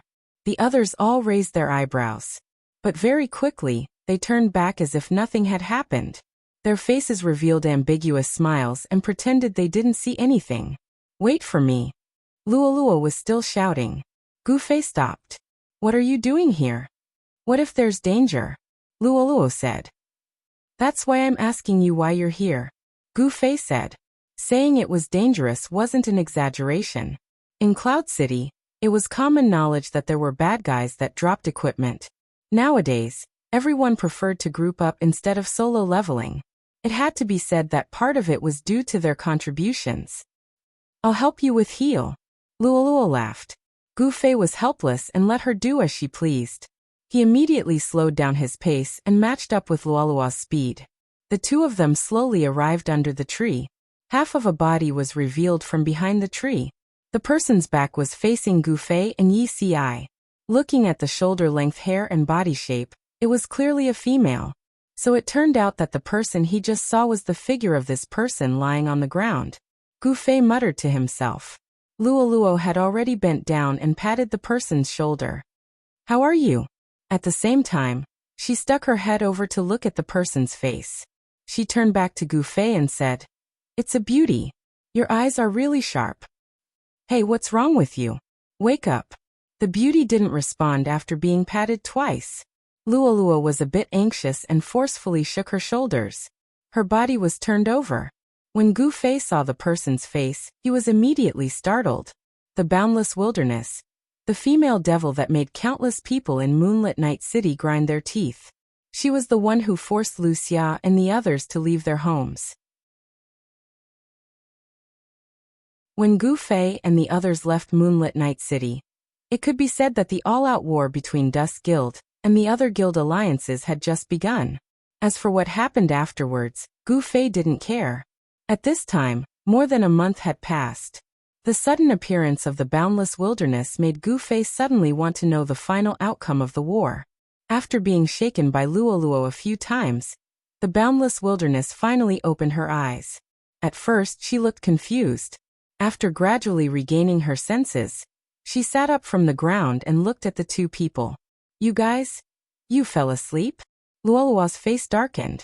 She thought that something had happened to the girl. The boundless wilderness nodded. I haven't been offline for a long time. I wanted to rest behind the tree and accidentally fell asleep. What are you doing? Luoluo was puzzled. I'm looking for Cloud City. Is this near Cloud City? You guys are players of Cloud City, right? That's great, I finally met someone. The boundless wilderness climbed up from the ground with a face full of surprise. She first spoke to Luoluo, but when she said you guys, her eyes subconsciously moved towards Gu Fei. Her eyes didn't move away and stayed on Gu Fei for a long time. A black mask, a black mage robe, a purple sword with a black halo. Such a figure was an indelible memory to the boundless Mang Mang. However, since Gu Fei didn't cover her face at this time, and the dark night light sword was put away the moment she recognized her, the boundless wilderness couldn't judge based on a piece of clothing. After all, black mage robes were no longer rare. And Gu Fei didn't say anything at this time, only listening to Luoluo talk to her. Are you going to Cloud City? The boundless wilderness's eyes moved away from Gu Fei, looked at Luoluo and nodded. Yes, I came from Moonlit Night City and don't know the way. After the Black Dragon Mountain Range, I didn't know where to go. I walked around for a long time and didn't meet anyone. I'm only level 30, so I don't dare to walk around. Fortunately, I met you guys. Ah, you're only level 30. Luoluo exclaimed. This is a level 50 training area. Yes, so I don't dare to move. I have to be careful with every step. Right now, there's no record of me being in Cloud City's safe zone. If I die, I'll be sent back to Moonlit Night City. The boundless wilderness said. Currently, the average player's level was between 38 and 40. Level 30 players were basically new players who hadn't been in the game for many days. The boundless wilderness was also an old player during the open beta. A month ago, she was already level 30, and now she was still level 30. Who won and who lost in the battle at Moonlit Night City was already self-evident. She hadn't been able to level up even once in a month.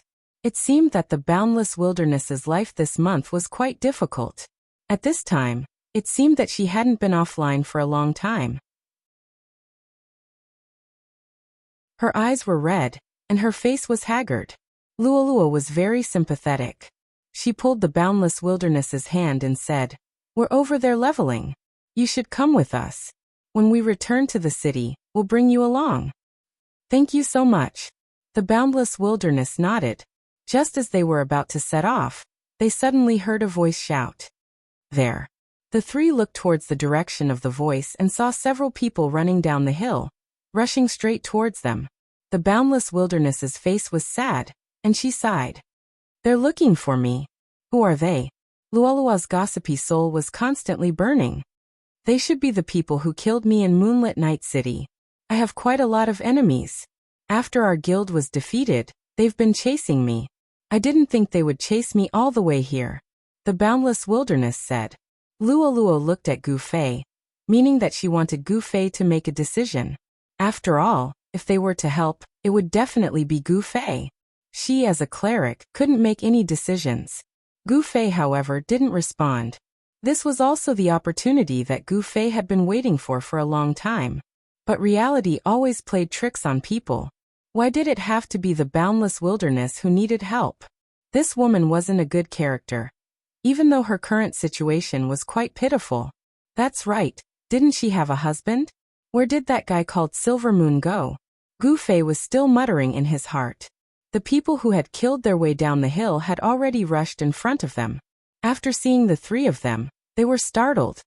It's you? One of the people on the other side and Luoluo spoke together.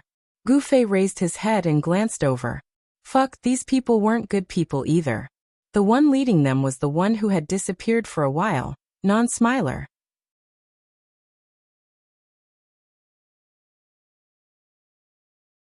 Chapter 130.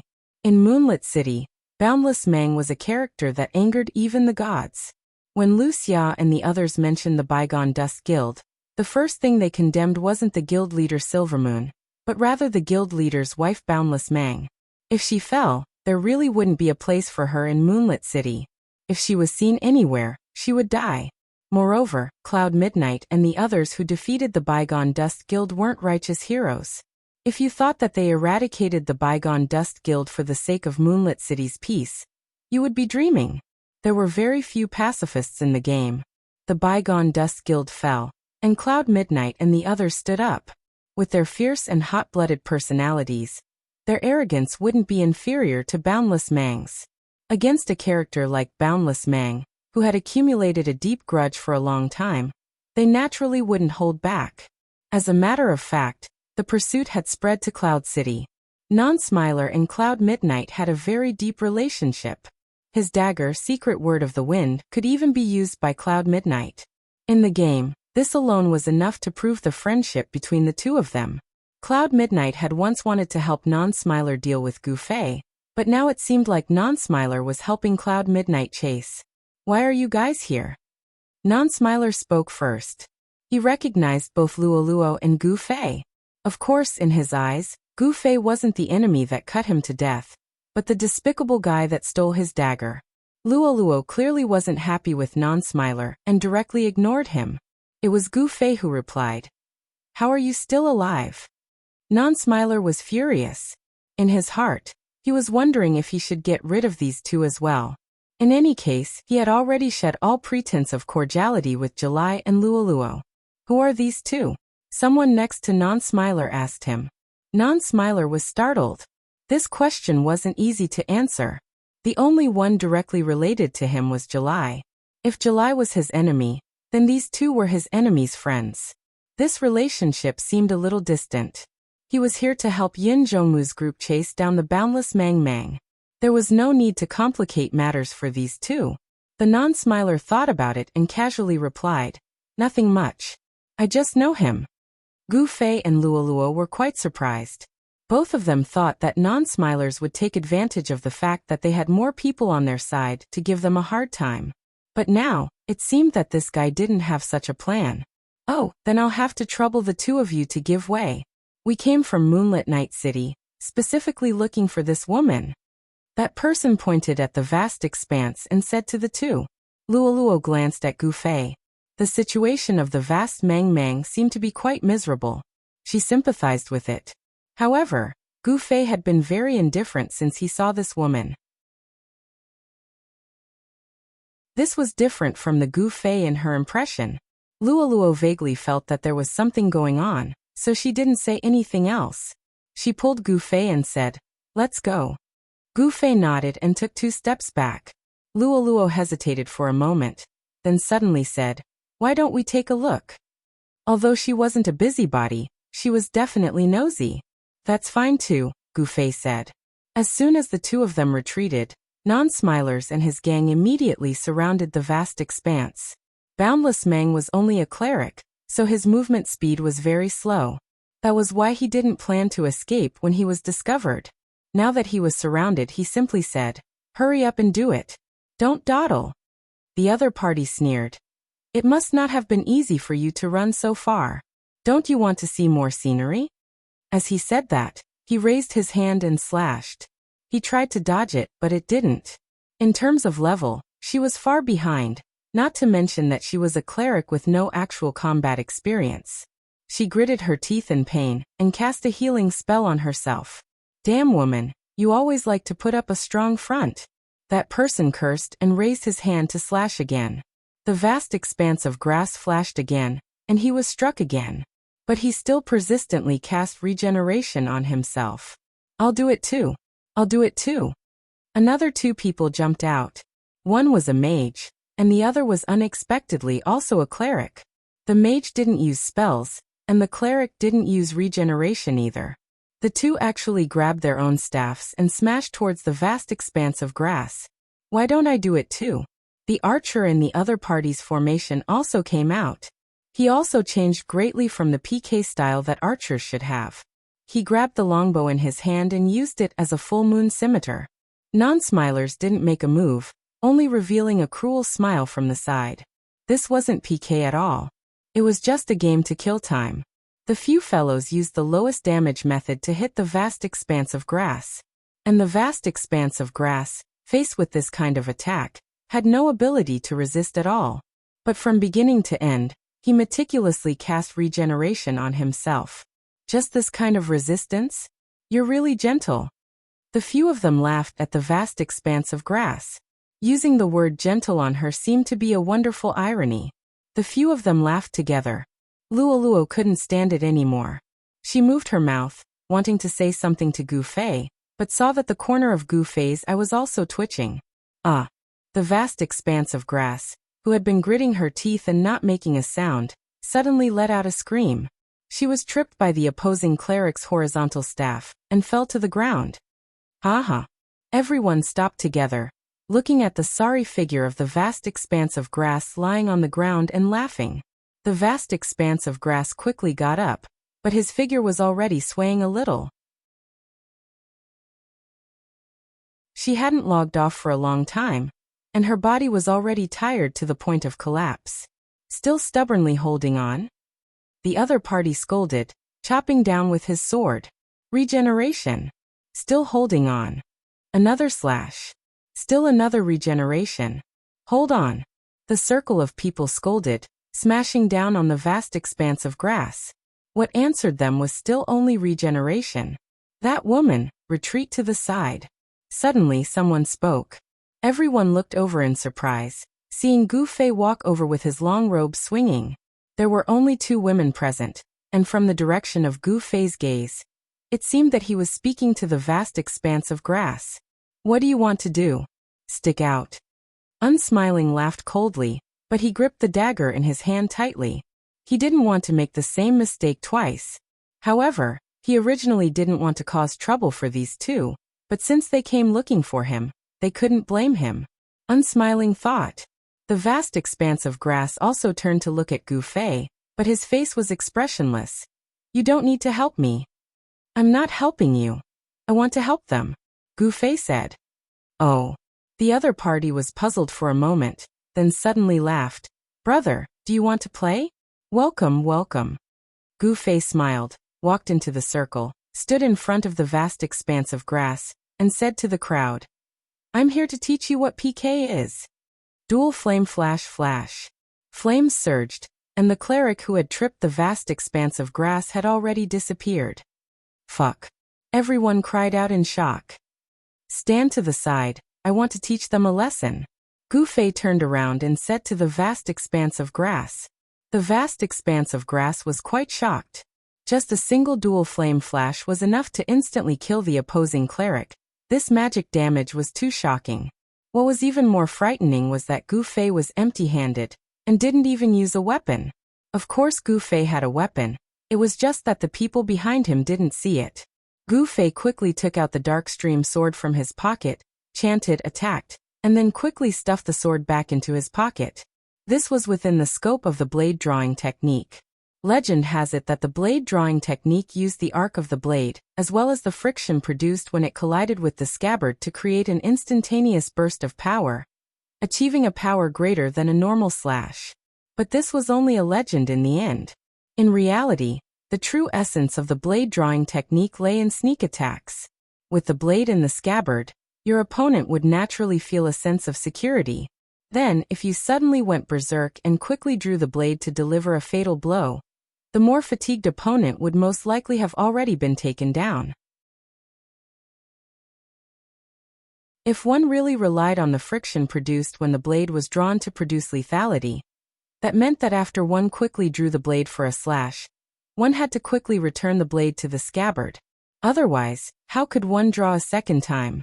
In this case, how to quickly and accurately return the blade to the scabbard was definitely a more difficult technique than how to quickly draw the blade.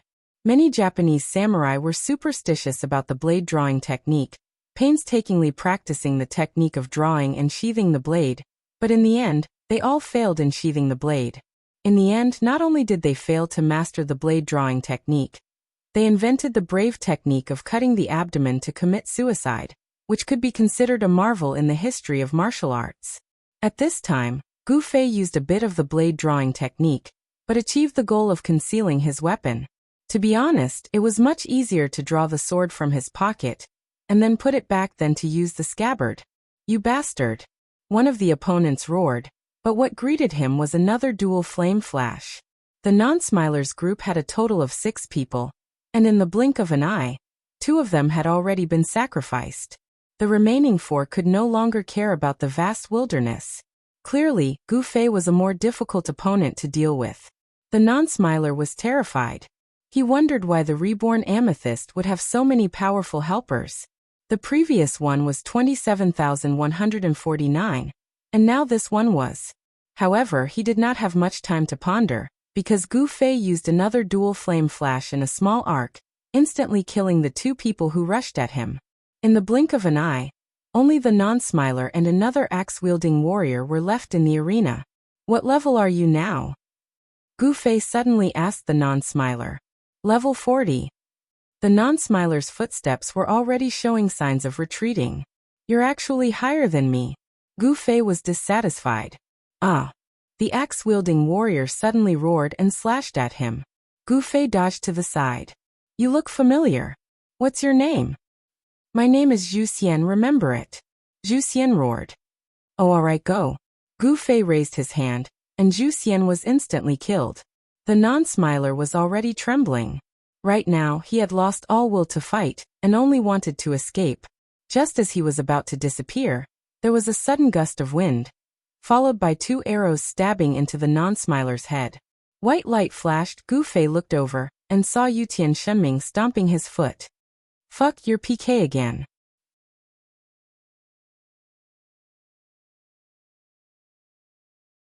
Chapter 131. The group of people who were leveling up in the distance had already rushed over. Yutian Shenming and Right Hand, the 2 archers, were the fastest. When they arrived, they were able to finish off the enemy. The 2 of them sniped together and killed non-smiler in one shot. "You killed another 5 people." Yutian Shenming pointed at Gu Fei and said angrily. "Hey, don't say another so casually," Gu Fei said. Drifting and the girls, who were a bit slower, arrived one after another. From afar, there seemed to be a lot of people, but now there were only 3 people. "Is it done?" Drifting looked around.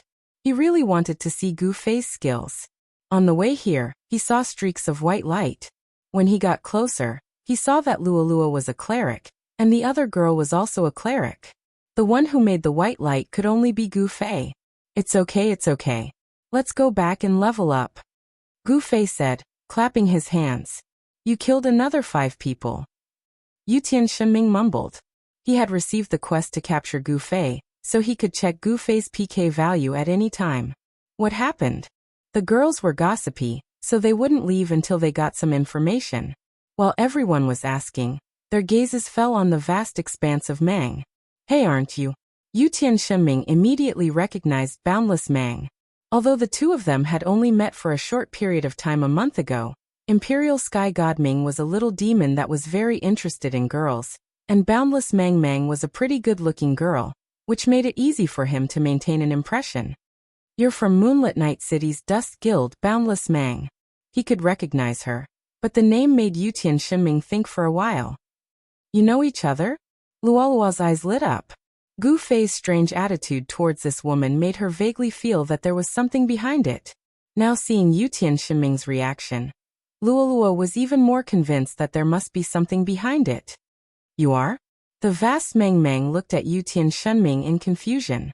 Obviously, she couldn't recognize Yutian Shenming anymore. After all, he had only appeared as one of the 4 followers of the Han family young master, and his scenes were limited. "I've been to Moonlit Night City and met you," Yutian Shenming said. "Oh," Mang responded faintly, his gaze turning back to Gu Fei. "Thank you. Cloud City is really a place where experts come from." Gu Fei smiled nonchalantly. It was always easier for girls to get close to each other. The girls surrounded him and began to ask questions such as, "Why did you come to Cloud City?" Thus, Mang gave a simple explanation of his situation. Just as Gu Fei thought, the bygone Dust Guild had accumulated too much hatred in Moonlit Night City. In the process of fighting against Yun Zhongmu, more and more players in Moonlit Night City, began to support Yun Jongmu. Although Silvermoon still had the overpowered group battle skill King's Command, the victory that he brought in a few dozen seconds didn't affect the overall situation at all. When the Bygone Dust Guild was the strongest in Moonlit Night City, they were indeed very arrogant and despotic. Now that the roles had been switched, the other players could be said to be crazy in their revenge. They killed on sight, showing no mercy. The hundreds of people from the Bygone Dust Guild became street rats. Wherever they went, they would be chased and beaten. Even if they left the guild, they wouldn't be let off. Forced into helplessness, some people left the game, some began to find their way to distant places, and only a few stubborn people were left in Moonlit Night City. The vast Mang Mang was undoubtedly one of them. And as a person at the heart of the struggle, she was even more miserable. There were often people who formed groups to kill her. Leveling up, drinking, and killing were the three main activities of some players every day. "Have you killed the boundless Mang Mang?" became a popular catchphrase in Moonlit Night City. In such a harsh environment, Mang Mang was still surviving tenaciously like a cockroach, never having the thought of leaving Moonlit Night City. As for why he was so persistent, everyone was puzzled, but no one said a word. As for coming to Cloud City, she said she was looking for someone. Silver Moon. Yu Tianxinming blurted out. In fact, he had wanted to ask about Silvermoon for a long time, but he just couldn't remember her name. The vast Mang Mang silently nodded. Thus, the girls began to inquire about Silvermoon's identity. Only after asking did she find out that there was actually a love story interspersed within. Immediately, her sympathy for the boundless Mang Mang deepened a little, and she almost wiped away her tears. Apart from that, the Moonlit Night City's valiant folkways also left a deep impression on the girls. Everyone asked, "How does the rain in June survive in Moonlit Night City?" Xiaoyu had yet to return from her mission in Moonlit Night City, and had only kept in touch with the girls through text messages. Amethyst's reincarnation. Many of the later characters knew that there was a heroic figure in the guild who went to Moonlit Night City for a mission, and didn't return for a month. "I'll bring you back to Cloud City. Go offline and rest for now," Luoluo said to the vast expanse.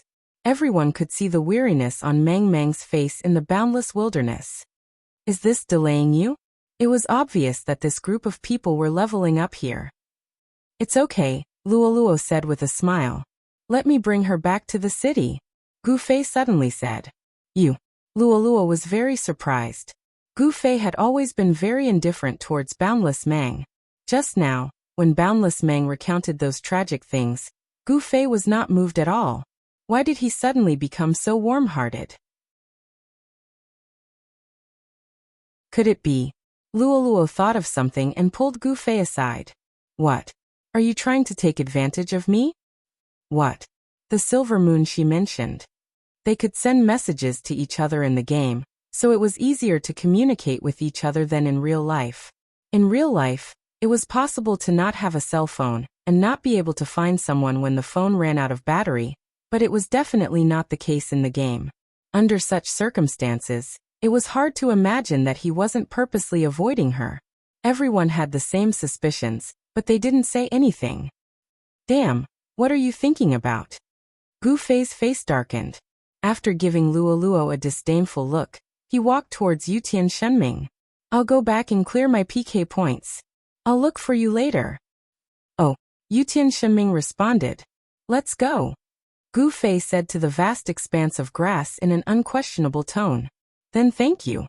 The vast expanse of grass didn't say anything else. "You guys continue to practice. I'll be back in a bit." Gu Fei waved at everyone. With drifting around, his existence wasn't crucial in this team. With the vast expanse of grass, Gu Fei vaguely heard Yu Tianxinming say to everyone, "This vast expanse of grass." He was probably telling everyone about her glorious and arrogant days. In order to take into account the speed of the vast expanse of grass, the two didn't walk very fast. However, they didn't say anything. Luoluo could see Gu Fei's attitude towards the vast expanse of grass, so naturally, she could also sense the vast expanse of grass. Gu Fei didn't say anything, so she didn't say anything either. Silently returning to Cloud City, Gu Fei pointed in a certain direction. That's the nearest offline zone. Thank you, the vast expanse of grass said. Gu Fei nodded and prepared to leave without saying goodbye. The vast expanse of grass suddenly called out to him. Gu Fei turned around. I haven't asked for your name yet, the vast expanse of grass said. Qianli Izue. Gu Fei answered her. Normally, players would turn on the friend switch and add each other as friends, but right now, Gu Fei didn't do this. Thank you. The vast expanse of grass said one last word and turned around to leave. Gu Fei stared blankly at her back for a moment, before heading towards the place where the wanted missions were posted. The following task was a walk in the park for Gu Fei. He accepted the quest and chased after the target. There were a few players with PK values of 3 or 4 on the list. After Gu Fei easily dealt with them, his PK value dropped to 1 point. Then he left the city and returned to the leveling party. The girls were still talking about the vast expanse of the world. However, it was clear that Yutian Shenming had finished talking about the past of the vast expanse of grass. The vast expanse of grass suddenly became a controversial character. As to whether or not she deserved sympathy, the girls were divided into 2 factions. They stood on the left and right sides of the monster, arguing while throwing skyfall fire wheels into the circle. Gu Fei smiled and came to Luolua's side. What are you doing? Do you think the vast expanse of grass deserves sympathy? Luoluo asked. Not at all. Stand on the opposite side. Gu Fei didn't know whether to laugh or cry. However, in terms of numbers, the opposing side had the absolute advantage. It seemed that the arrogant and despotic person was really unpopular. At this time, Yutian Shenming came back with the monster. Gu Fei casually asked, Yutian, what do you think? Does that woman deserve sympathy? She deserves sympathy. Yutian Shenming nodded. Yutian is the most obedient. Luoluo nodded with satisfaction and rolled her eyes at Gu Fei. Then she looked at Yutian Shenming, who put on a cute smile. Then she winked at Gu Fei. No matter what, she's a pretty girl. How did it go? Did you get her? Go away, Gu Fei scolded. Yutian Shenming didn't dare to offend Gu Fei, so she ran away to attract the monster. Drifting. What do you think of that woman? Gu Fei had nothing to do. Drifting stood in the corner of the left and right sides. If you didn't ask, you wouldn't be able to tell his position. Nothing, just a game, Drifting said disapprovingly. In this world, powerful people are all like that. Really? Why aren't you like that? Gu Fei said. Drifting glanced at him. That day in the tavern, I helped you kill 5 people in 1 second. Gu Fei was speechless. She killed 5 people in 1 second without asking. That was indeed an arrogant example.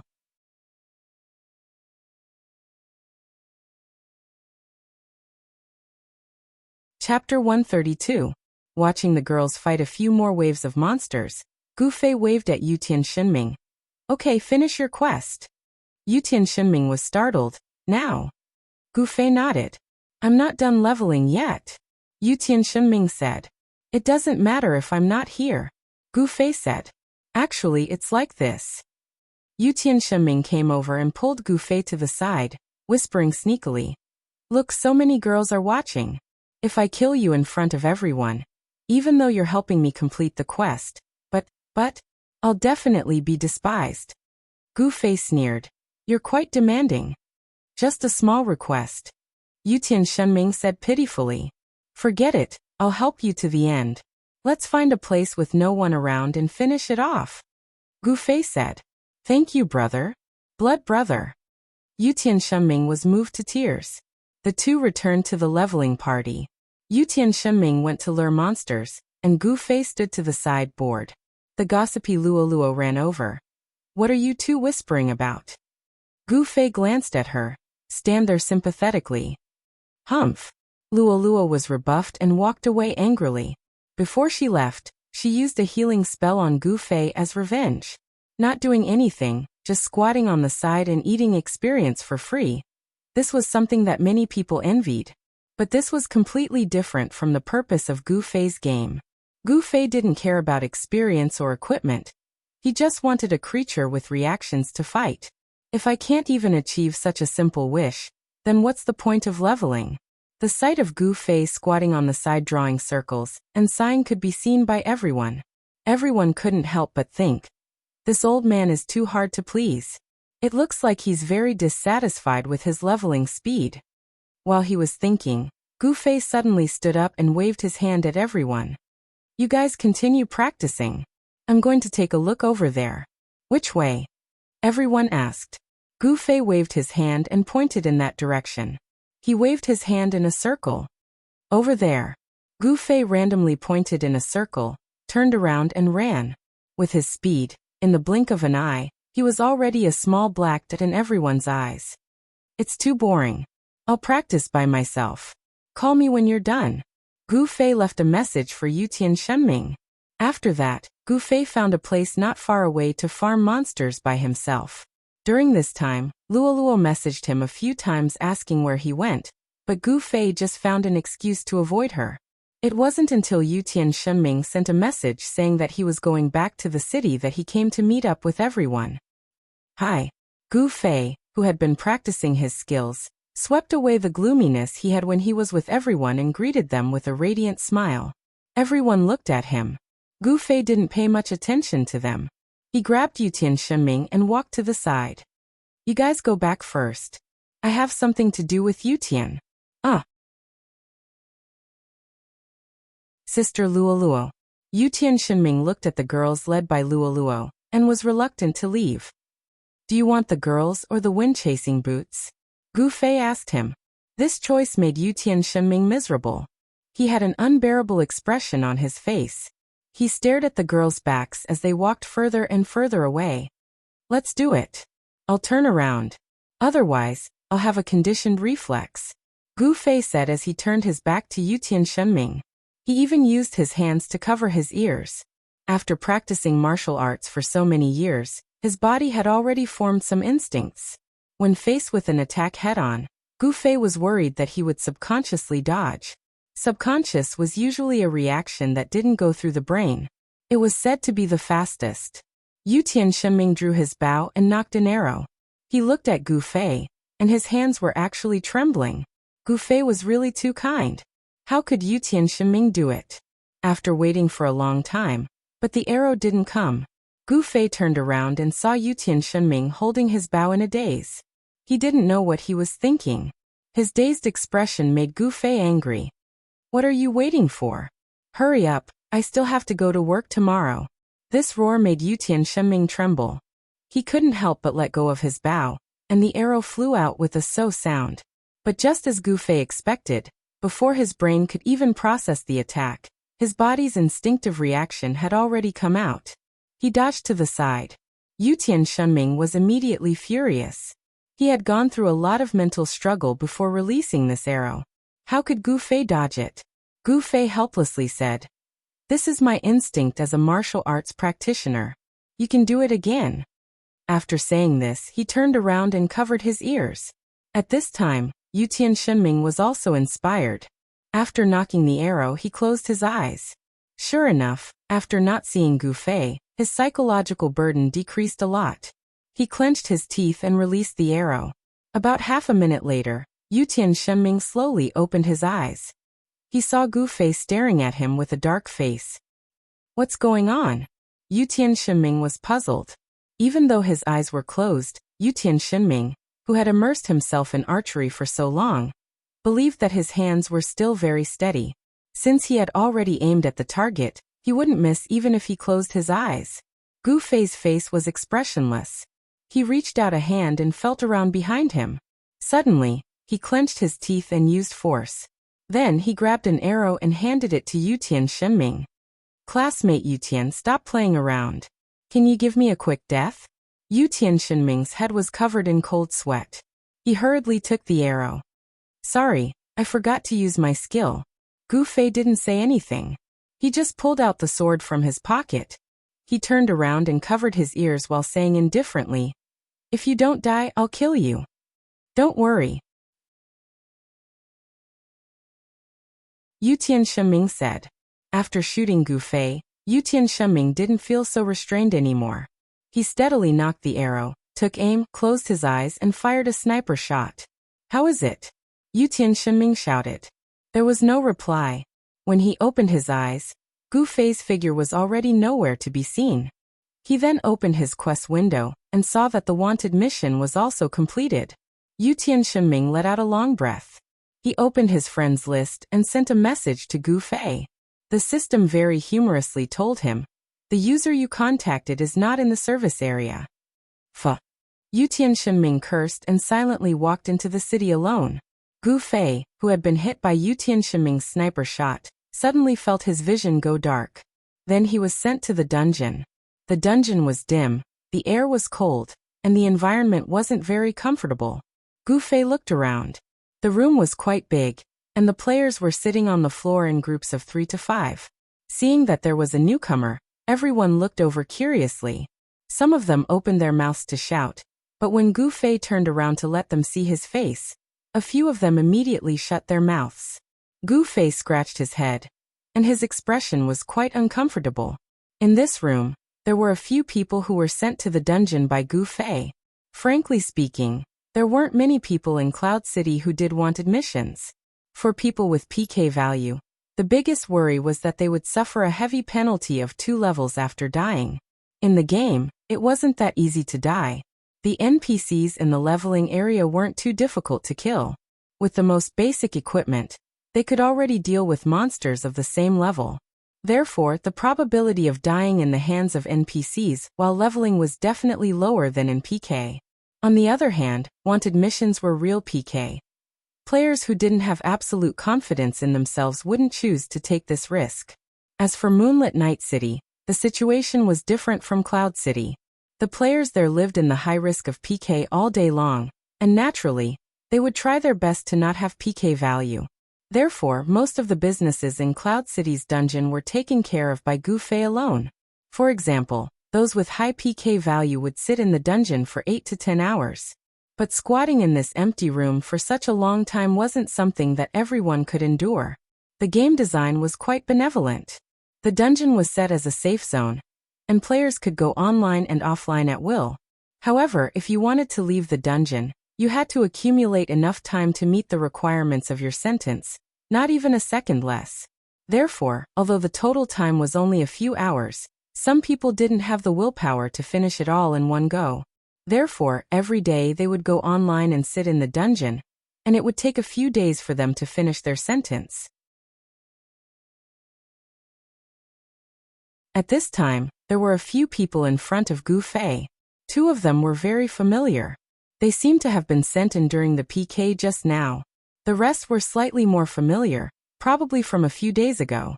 As for the rest, Gu Fei didn't know them, but since no one did the PK mission, Gu Fei guessed that they should be Yutian Shenming's clients.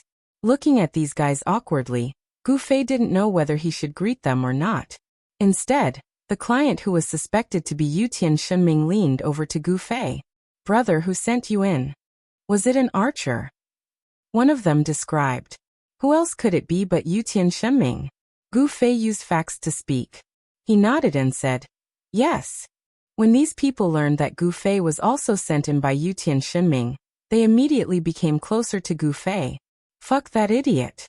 After comforting Gu Fei with a few words, he pointed to the players sitting over there and said, "Those people were sent in by an idiot mage." Gu Fei wanted to cry but had no tears.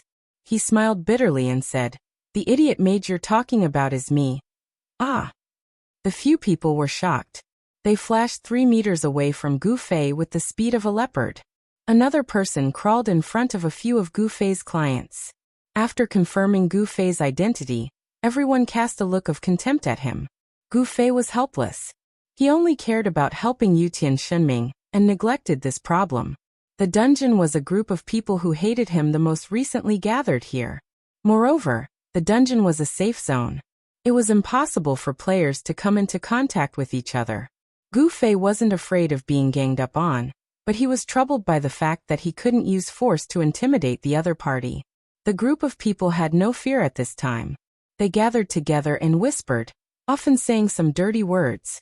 Gu Fei sighed. It seemed that he wouldn't have an easy time for the next 2 hours. Maybe he should go offline and come back tomorrow? As he was thinking, there were a few flashes of light in the room. 3 more players were sent in. You're tuning in to the Lime's Wuxia Whispers YouTube channel. We're so grateful for your support, and don't forget to subscribe to join us on this incredible journey through captivating stories. Your generosity through donations truly makes a world of difference, as it's the primary source of revenue that allows me to expand and enhance this channel for you. Thank you from the bottom of my heart for being a part of this adventure.